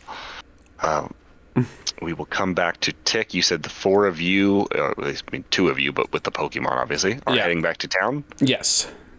Okay. We will send you to town and deal with Tick briefly. Okay. Tick. Yep. Jesus Christ. I would like you to please make, I believe that's a skill in this one. I'm going to pull Michael up real quick. Well, first I want to bring out my witchy woman and have her go invisible with her skill. Perfect. Go ahead and make me a perception check or an investigate check. I get to pick? Yep, either one. Oh, perception's better. Oh, hell yeah. Oh, man. Dude, what the hell is wrong with you? You're about to get murdered. So in that 20, you look around. You do now see the item that's over in the grass in the corner. Oh, sweet. You also see the item that is currently past two trainers. A little kid? Yep. The two little You kids. see To the Yep, the ones that are Yeah, there's two of them, idiot. Oh, you can't get close to him. And as you do, you briefly look up and you can see the once fainted Garchomp flying north with Michael currently perched on his back. Flying? Correct. Looks Garchomp like has there's the a ability prick to fly, down there. Let's see. but you do know he is heading north. Everything's north. It doesn't mean shit. No, but he's going north, that's for sure. What's the range on this side beam? Blast them out of the sky. All I want to say is, as they're flying above, I think Michael should just spit and just completely miss the mark. So you go ahead and just for the sake of it, roll me a special attack roll, Michael. Oh. This certainly isn't. Yeah. Special attack. How far away are they from me? Yeah. So he's up there. Okay. Like he's decently far. So Michael, you go to spit, and instead of like getting a good one and hawking it down, you spit and it hits your chin and gets on your shirt. Oh, the dry cleaners are going to be pissed. Your jacket sucks. Michael flies off into the distance on Garchomp. Wait. Oh, never mind. Fuck. All right, yeah, little bitch. You tried to catch All it. right, I get them all. Okay, roll me a D100 first off. So as you reach down to pick up the item, you get a Pokeball. Nice. Is it full?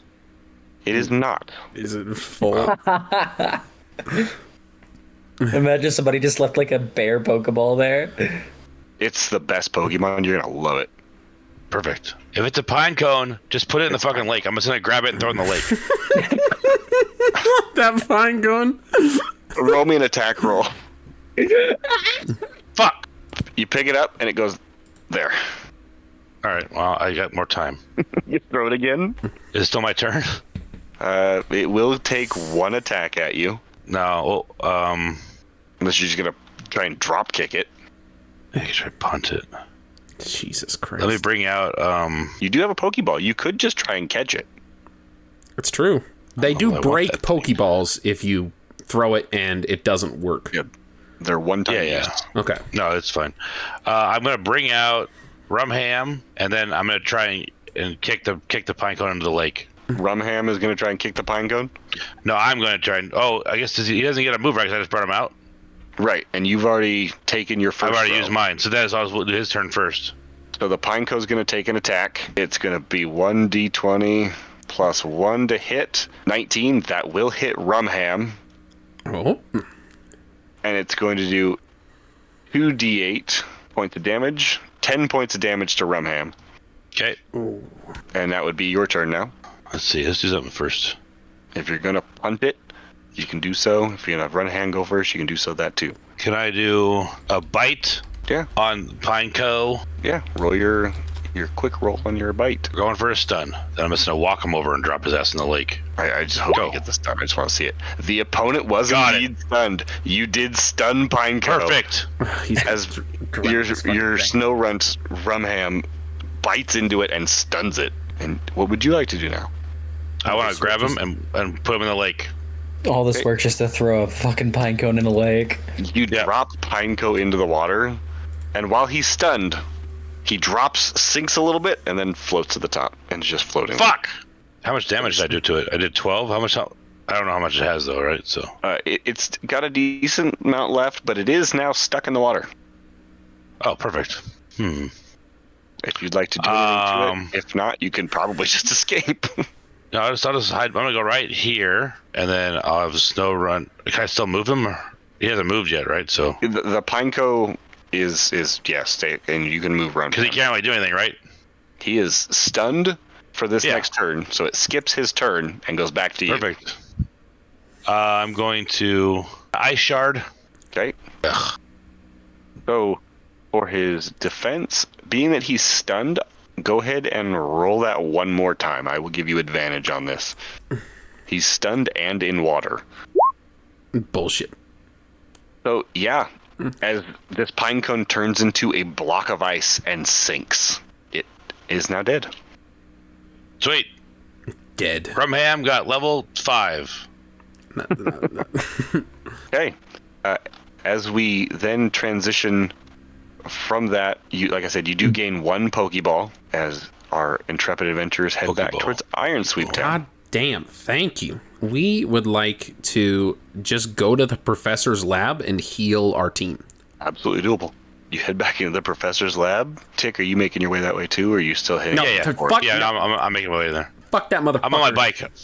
I'm on Bill the bike. He's still back there a ways, so you're fine. You guys make it back to Professor's lab, and Professor Hoodwink is no longer here. It's Michael. Damn it! Delete him. Michael is wild.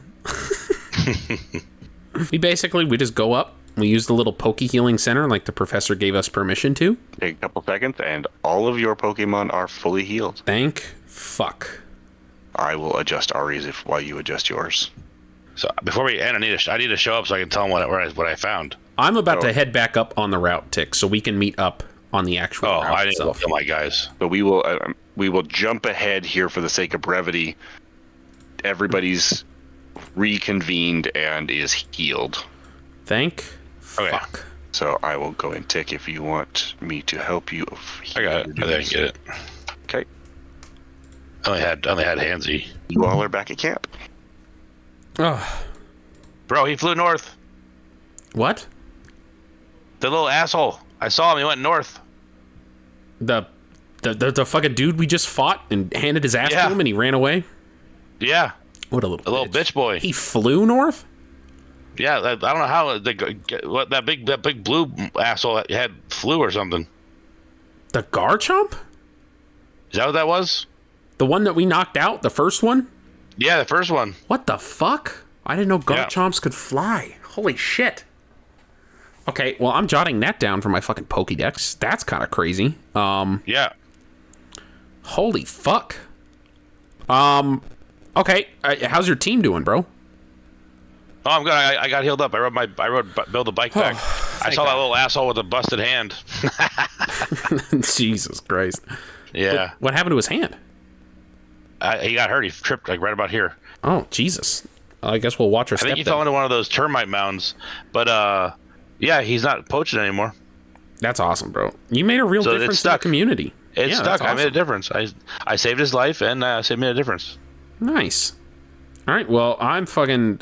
this was a wake-up call for me. I think I need to toughen up a bit with FRUCK. Oh, like be meaner to him? No. FRUCK's my special bird. All right, Karen did wonderful today. FRUCK did really good too, but me and FRUCK we don't have a lot of battle experience, so I think that's what we're going to work on. I drowned a pine cone. What? I drowned a Pineco. I don't... What? It attacked me. Oh, okay. We'll start with that next time. Jesus, I thought you were just... Yeah, I didn't just go grab it and throw it. I didn't go grab it and like throw it in the water. Jesus, that'd be crazy, bro. I know. Yeah, so I say we just set up camp here for a couple days, and that's what I'm going to do. I talked to Ari. Ari said that she would love to stay a couple more days because she wants to kind of forage around and make some Pokeballs. See what she can craft with her Smith kit.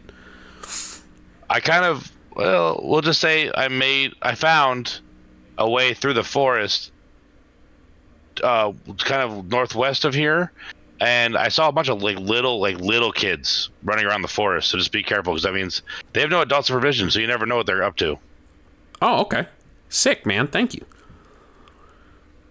Yeah, you can't trust little kids out in the woods. Are you gonna chill here with us, or are you gonna try to go do something else? Yeah. We'll play by ear. I'm gonna float around. I'll be here though most of the time. Okay. I'm gonna go train over here in this grass for a while. Okay. Shit I'm gonna wild. get out my solar charger. And that is where we will call it. Obviously, we'll go over what everyone's gonna do here. Yes. Nick, what are we doing for you? I'm just gonna be exploring, looking for things that I can exploit, and possibly relieve people of their possessions because they have too many and they're having trouble carrying them. So I want to help them do that, and I want to continue to practice being an opportunist with all my Pokemons. So if something attacks me, what's the most efficient and best way that I could deal with it? Perfect. And what are we doing for Ari? Oh, it's time to wind down for the night, huh?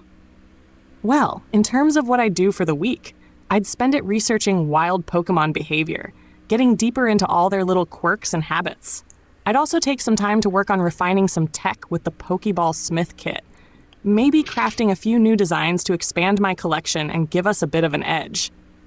Also, it'd be fun to spend time getting closer to my Pokemon, you know? Connecting with them a bit more and making sure I'm ready to throw down in the next challenge. Otherwise, that, ladies and gentlemen, is the session for the night. And Thank you thought all once again. You thought we were getting to a gym today. You guys didn't fucking barely leave the forest. He talked to me. He was like, "Yeah, I'm pretty sure. I think you guys might be able to get to the first gym." And I was like, "Man, there's no shot in hell." Well, basically, we made my shortcut. We could have. You could have. But I didn't literally stop and think that, okay, this is going to be our first combat. We're going to have to go over kind of how combat flows. I didn't even consider that. I knew it was a thing we have to go over, but I didn't even, yeah. But now that we know kind of how combat goes, from this point forward, it'll go a lot faster. Obviously, like I said, Ticklin has chopped down part of my forest with a Grookey. So you can see that even the maps you can interact with, obviously I won't have the ability to change that until after. Yeah. But there will be a hole in the forest where a change has been made. Fucking Grookies, man.